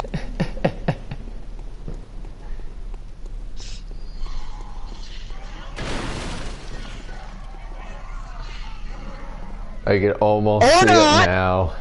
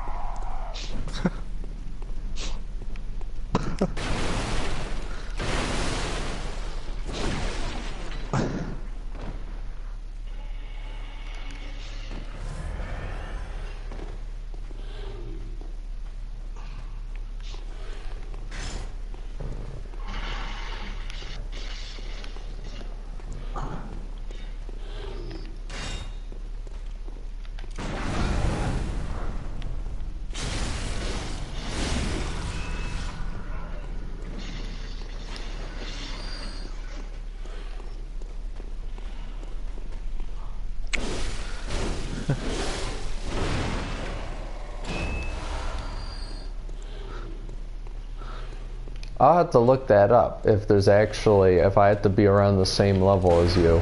Because if that's the case, then I can't just be like, you know, leveling in the meantime. I don't think that's how it is in this game, because this game, along with Dark Souls 3, has password support. So as long as we have the same password, it'll summon us to each other. Uh-huh.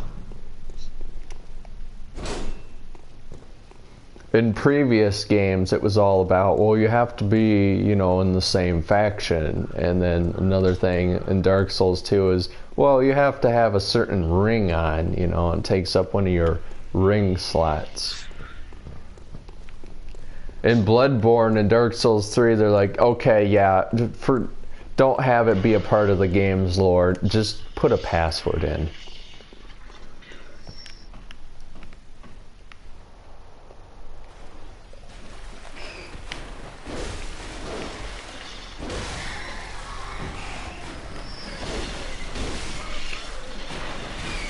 I've played and beaten all these games except for Demon's Souls, which is supposedly, it's a PS3 exclusive game, and I have yet to play that, and it's supposedly the classic that started this genre of like really challenging action RPG games.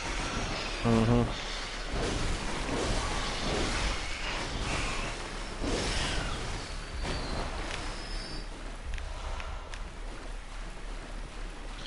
Okay.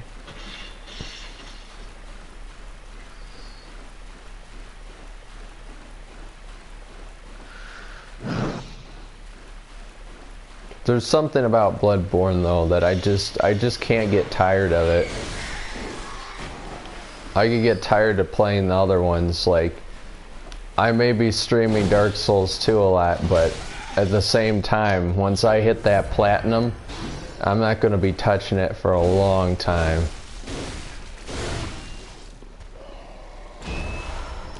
Dark Souls 3, it was actually the first one I played when it came out last year. But it's gotten to a point now where I have the platinum for it, so why should I do it? Yeah. Bloodborne, however, I've had the platinum on it, and I still just don't get tired of playing through it again. It's just that good to me. Mm-hmm.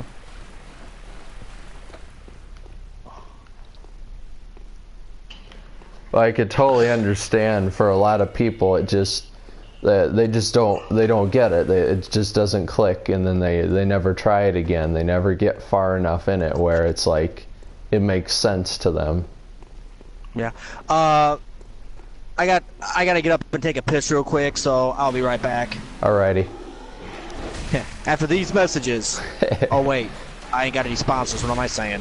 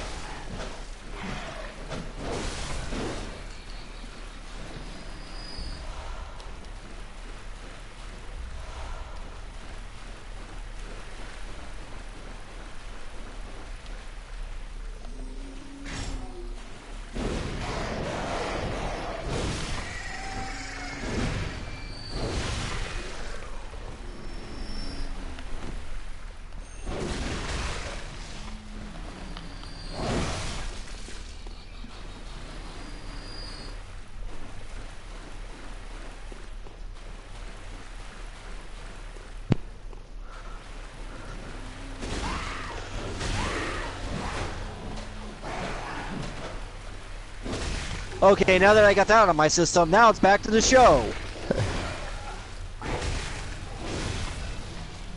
Now it's back to getting the piss beat out of me.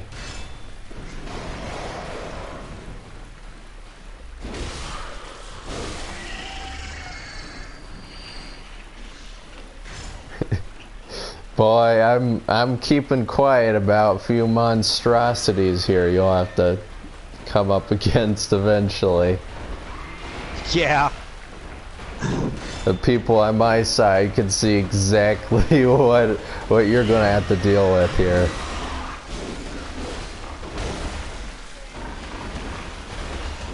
Oh, I don't expect this game to get any easier. Trust me.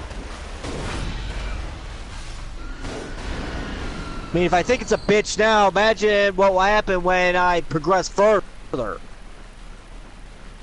Well, like I said, in this area, they're throwing everything at you, so when you beat this area, you're pretty much ready for, you'll be prepared for what's coming next. Yeah. Where's the kitchen sink when you need it?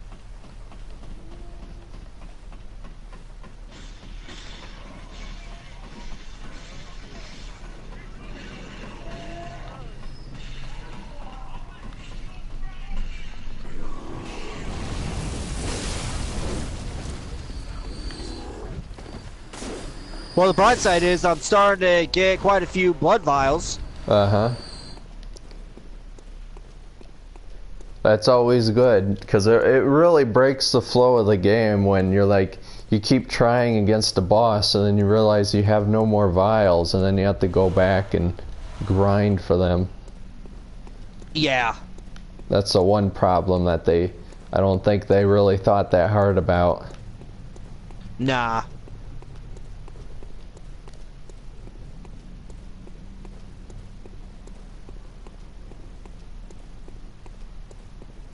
Alright.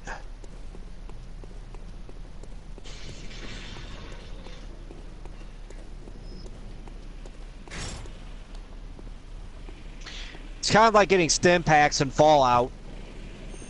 You can never have enough. Yeah.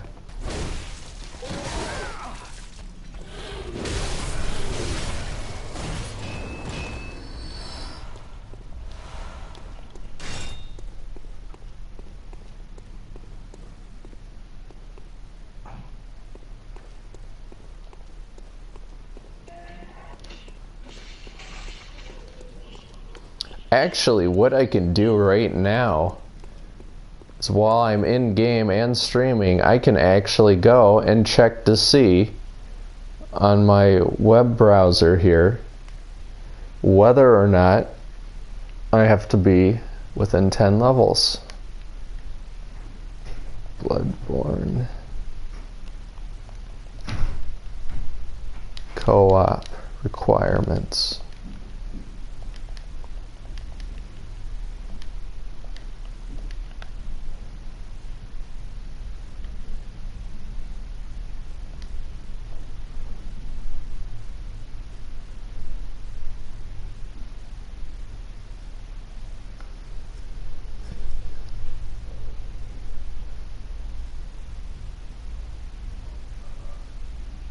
Oh wow, even on the Bloodborne wiki it talks about online etiquette and honor.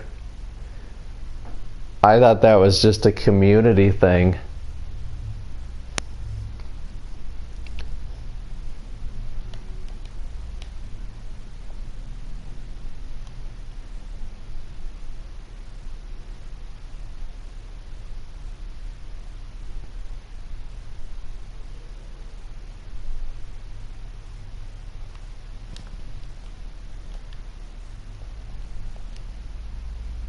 Okay. I've checked it. It looks like there is no level cap requirement. So I could be at any, well, as long as I'm not like hundreds of levels above you, then it's alright. Right. It actually talked about the etiquette where it's like it's not in good honor to gank squad someone by doing a 3 versus 1. You're supposed to honor them with dueling in 1 versus 1 and stuff like that. I can't believe that's on the actual wiki. It's hilarious.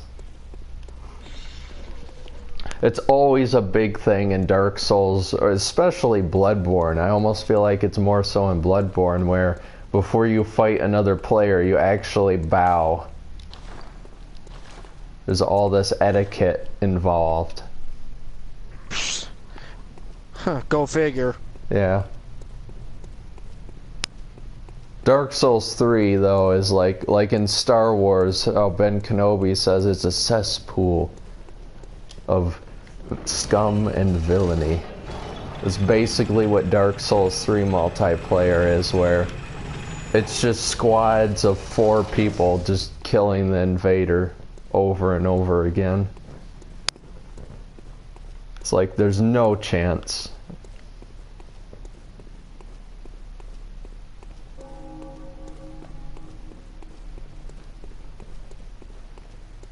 Maybe that's what they were trying to do with the multiplayer in Bloodborne, is that they wanted to make it harder for people to invade and join each other so situations like that wouldn't happen as often.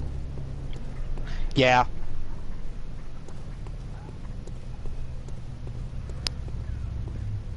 I've had it where I've invaded someone in Dark Souls 3 and it's just one guy and he'll go running back to wherever his friends are with their signs down. He'd summon as many as possible and they'd all come in. And they don't even know how to fight. Like, they know how to press one button to fight, and as long as they're in a group of 3 other people, they can win. But when you separate them, you could just tear them apart. They don't know how to react to you or anything. That's always fun. Yeah. Because then they get punished for going through the whole game with 3 other people helping them.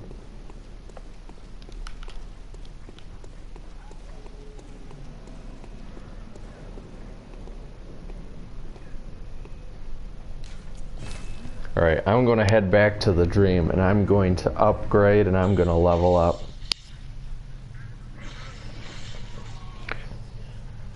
When you get that madman's knowledge, you'll be able to level up again. Alright. Because the doll, she levels you up. I'm sure you've seen her. When you head back to the dream, was she like laying down again? I don't know. I didn't notice. Okay, because if Probably should've. she's laying down, then that means you don't have the. I don't think she won't level you up basically. And that's Alright. probably because you don't have Madman's knowledge. But if she's standing, you can level up. Well, Welcome. all I know is I'm gonna need to level up. Yeah. That's the one thing that's difficult about the start of this game is that sometimes you just can't level up.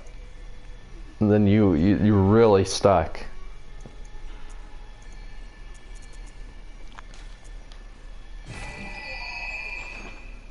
Farewell, good hunt.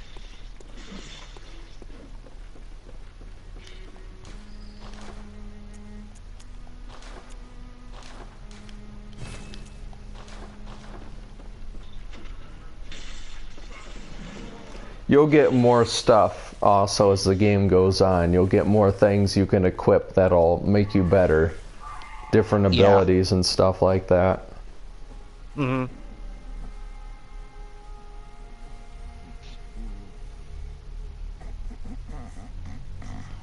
Another character you'll learn to like in this game is Gearman. He's the guy in the wheelchair that watches over the workshop.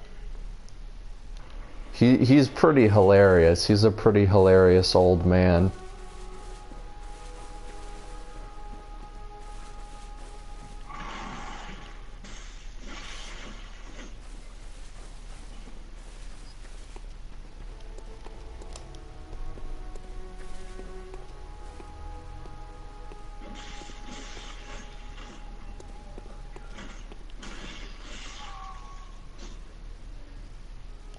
Oh, also another thing, if you see these things called specters that are on the ground, they're like little red blood things, and then tombstones rise out with guys praying to it.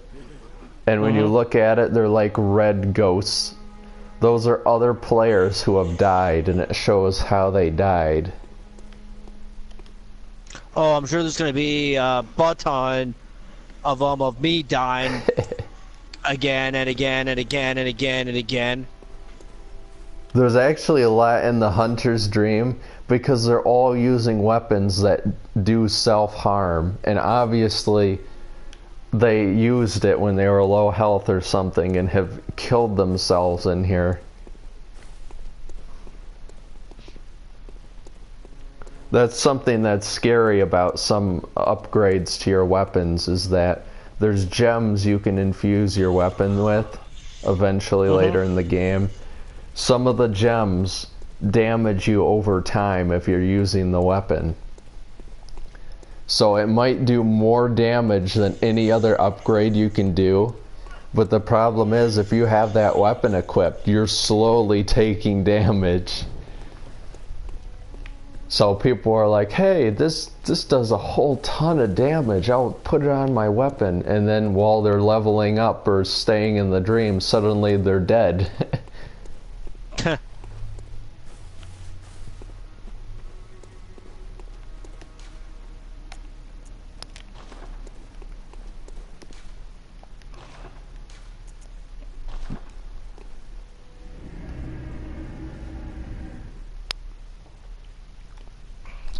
This first area will have you seeing a new outfit, new armor basically. That's pretty much the best statistically in the game and looks pretty cool.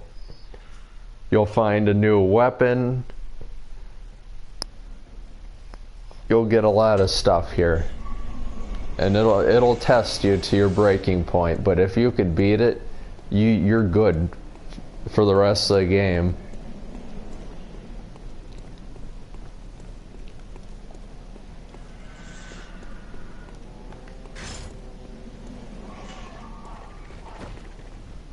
And you will not believe how good it will feel to be out of here and into a new area. Yeah, because you keep getting tired of looking at the same environment over and over and over and over. Yeah.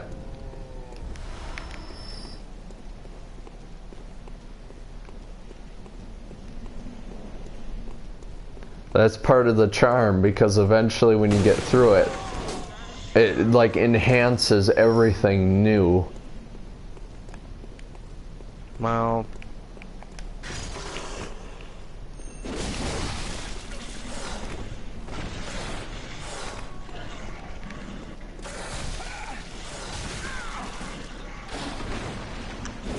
we interrupt this live stream to bring you this important bulletin. I'm dead. Thank you. Now return to your regular scheduled program. I don't know, I'm just talking out of my ass now.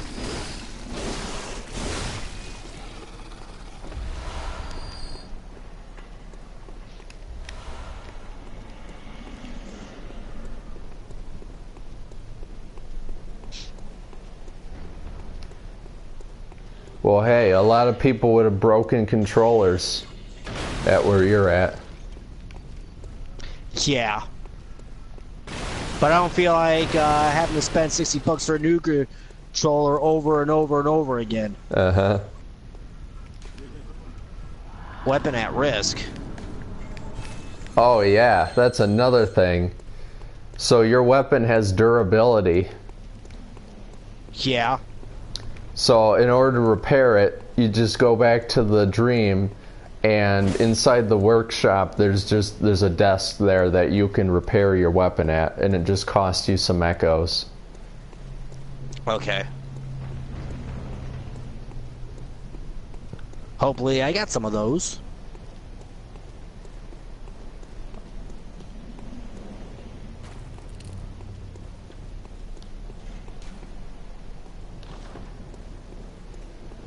That's what I do every once in a while. Sometimes I forget about it, because Dark Souls is all about like resting at bonfires, and then it's okay. Then it's all repaired.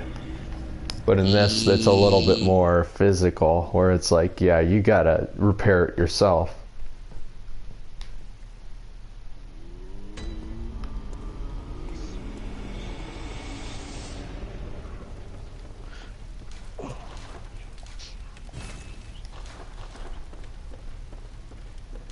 It's also a storage chest where you can see how many blood files you've accumulated, because it'll transfer over into that storage. All right.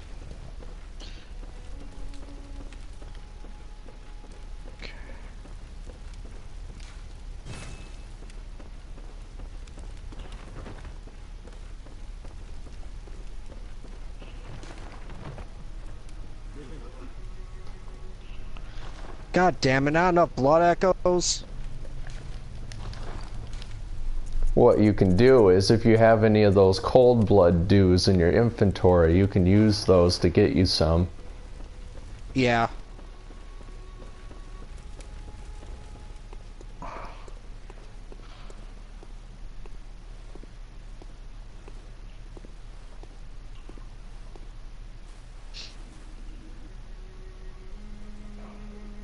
What do you know? I learn something new every day.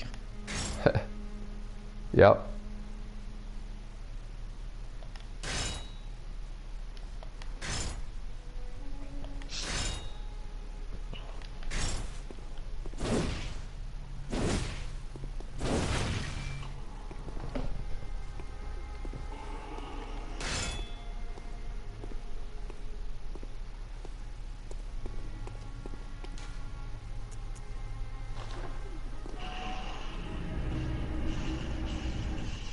Yeah, if your weapon gets at risk, it'll also do less damage too.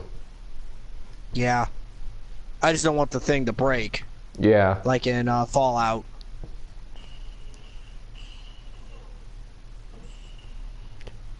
I think when it breaks, it's just useless, and then you gotta repair it for like more echoes. But in Dark Souls, if it breaks, you gotta take it to a blacksmith. So it's actually a monumentous thing when a weapon breaks in Dark Souls. Alright. I think what I'm gonna do is I'm gonna take out a few.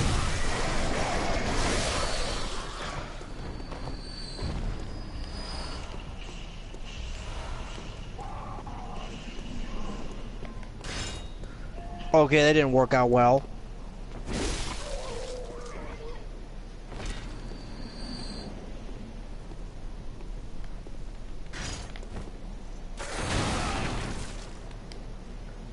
But I got another idea.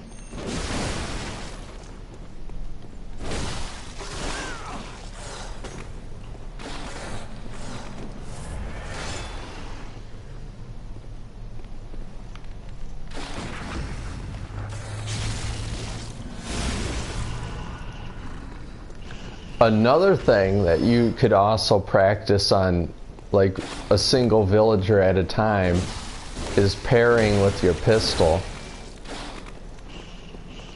So when you're locked onto them and they're just about ready to hit you with an attack, you shoot them and then they stagger and they make kind of a ring noise. And that's when you go in and you use R1, the standard attack on them. But you gotta be like real close. And that does a visceral. Dab, dab, dab. Alrighty then.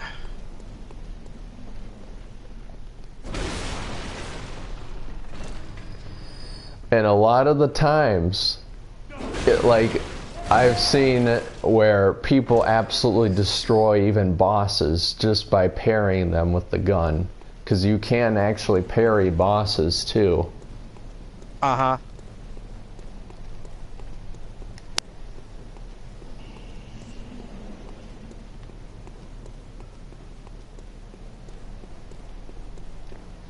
When you get up to the level and progress where you want to take on the cleric beast again, there's actually a way you can visceral him too. Right.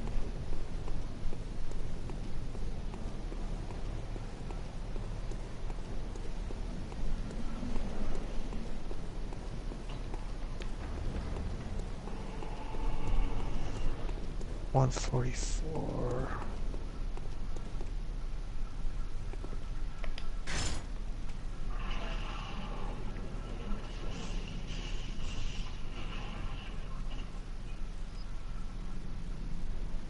$92.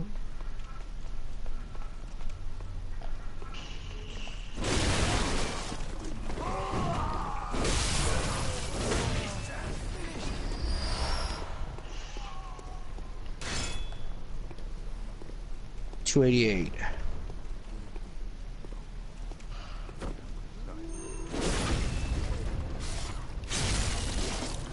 Another thing is that you can sneak up on enemies by slowly walking up behind them. Well, what I'm doing right now is kind of going in and out of the hunter's stream and waiting for the first 3 enemies that are easy to take out to keep respawning. Uh-huh. Just to try to easily get the number of HP that I need to fix my weapon. Uh-huh. Yeah, so I'm basically taking this chicken shit way out. That's actually a really effective means of doing that, because it's actually much better to do in Dark Souls, because all you do is sit down at a bonfire and all the enemies respawn. I kind of don't like how it's in this one, where it's like you gotta head back to the hub place. Yeah, because if I go back to... If I try to kill more enemies in that crowd to just try to get the... Just to get more HP, then I'm gonna lose it in the process. Yeah. Because I'm gonna keep dying over and over again.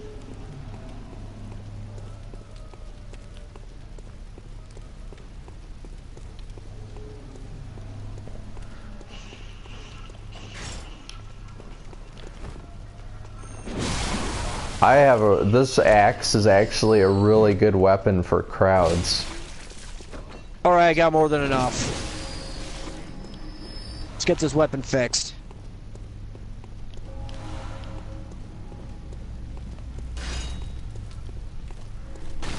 And if you feel maybe you're not doing enough damage or whatever with your weapon, instead of upgrading it, you could check out the vendor at the Dream for another weapon. Well, this might be a good idea to do it this way if I want to get a bunch to upgrade my weapon as well. Uh-huh. That or going in the crowd, taking out a few enemies, and then running like hell.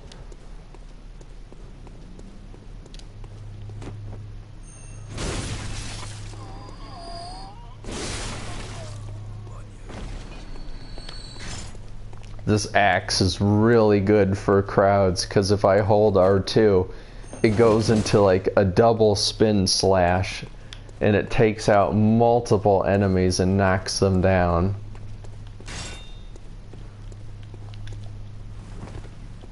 Yeah. The saw cleaver is really good for like a single enemy. And you can, if it's unfolded, you can like hit several in a row too. The cane is also really good for player versus player, because it stacks up a lot of damage because it's so quick, and then it turns into a whip. And with that whip, you can actually hit multiple people at the same time. Well, I'm about to take the chicken shit way out into fortifying this weapon. Well, that'll help anyways, no matter what. Well, yeah. What? Fortifying the weapon or taking the chicken shit way out to do it? Both. It'll help either way. Yeah.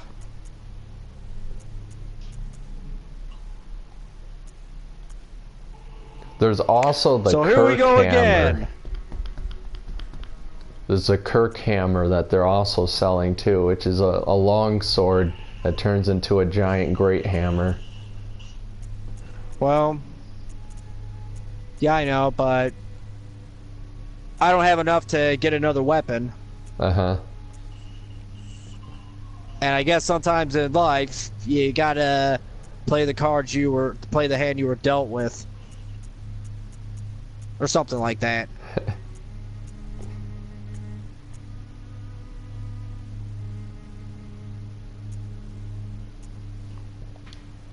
$245. I think that might be enough.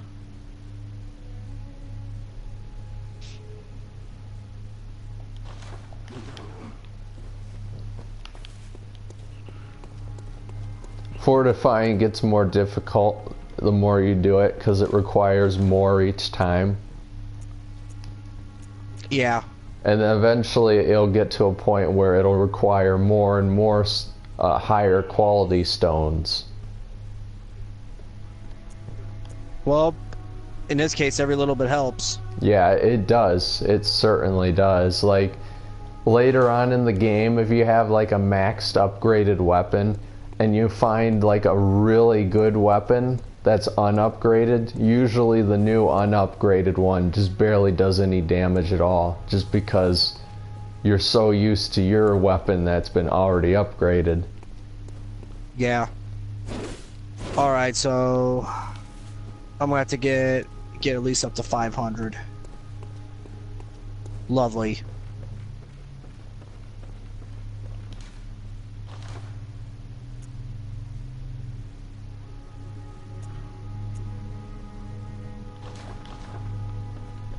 Knight's wig. Okay, are there knights in here that are cross-dressers as well?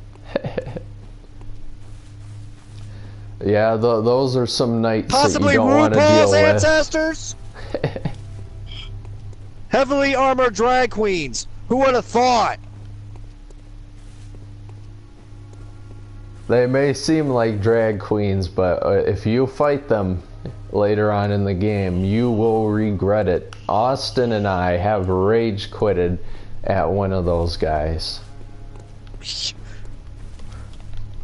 Okay, I should probably shut my big mouth now. Yeah, they're known as the Canehurst Knights, and they are definitely some tricky hunters you gotta watch out for. Good to know. Not all enemies in this game are beasts, and I'd rather face the beasts than some of those hunters out there.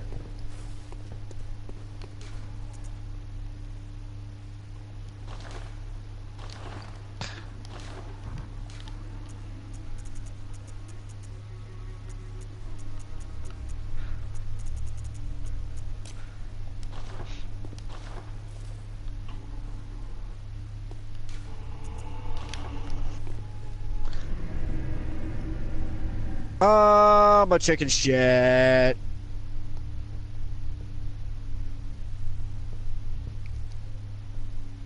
Yeah, even though fortifying like one time with a weapon seems like it doesn't do that much more damage, if it takes one less swing against an enemy to kill them, that's such a huge advantage. Well, right now I'll take whatever I can get. Yeah.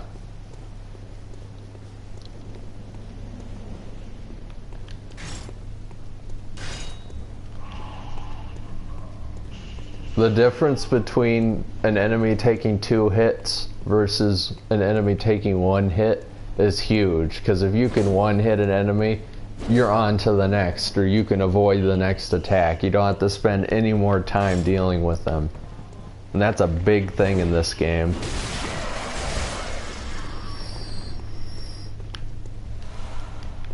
Yay! Another blood vial!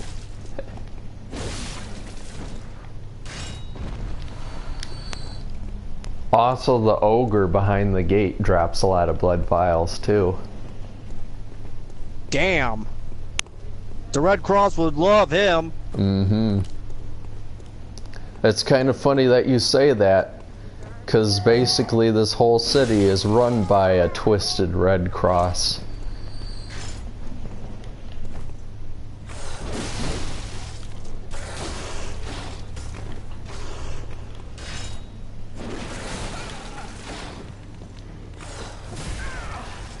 Alright. See if that does any good.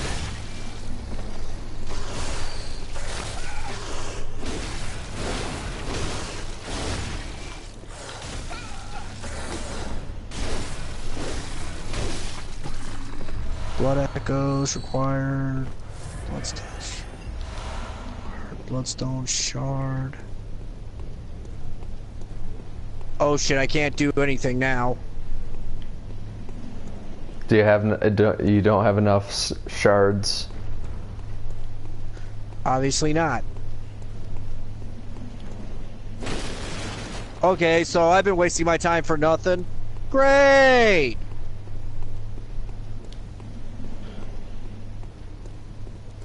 Yeah, you'll find shards that are, you know, on the items around, and then of course on larger enemies. So there's definitely, they're not in limited stock. Yeah.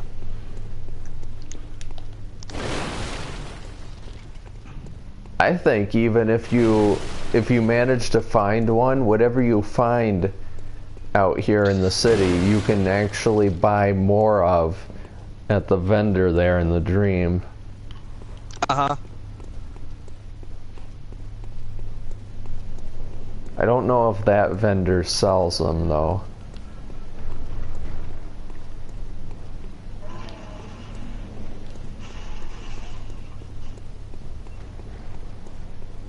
It'll get to a point where you have so much madman's knowledge, you actually spend the knowledge at a vendor to get more stuff. Blood vial. Bullets.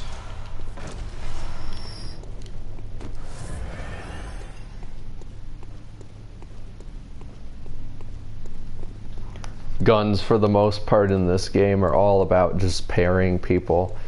But there is actually a skill that you level up called Blood Tinge that does more damage with firearms. And there are firearms that are ridiculous and that do a lot of damage if you level your character right. Yeah. Okay, I'm going to attempt to get myself massacred. You can try this at home. You can be just like me.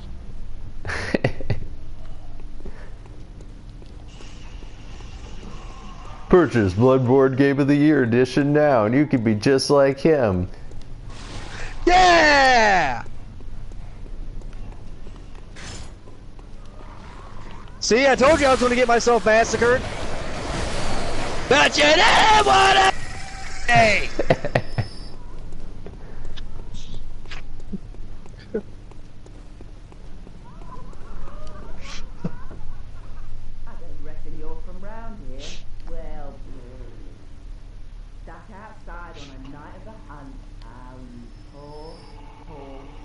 Something died. And I didn't kill it. I just got echoes for some reason. Yeah, something did die. It was me! Oh, wait, you're talking about a second ago. Yeah. Okay, never mind. Huh, that's weird. I always wonder that. That happens sometimes where it's like I suddenly just get XP for no reason. And it's like, well, who died?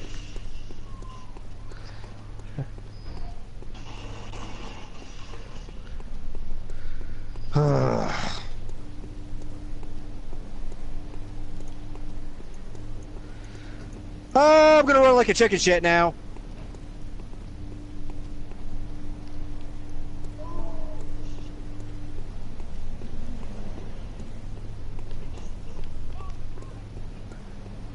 I'm actually going to return to the dream and I'm going to see if there's any possible way you could get Madman's knowledge, if they sell it or something. Blood vial. Could ever have too many of those. Yep. Alright. If anything, spend your experience on purchasing blood vials too. Yeah.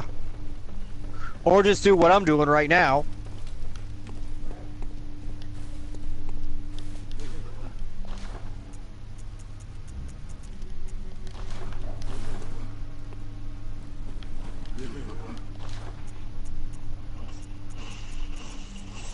Yeah, it doesn't look like they're selling any, so I'm just going to spend a lot on blood vials.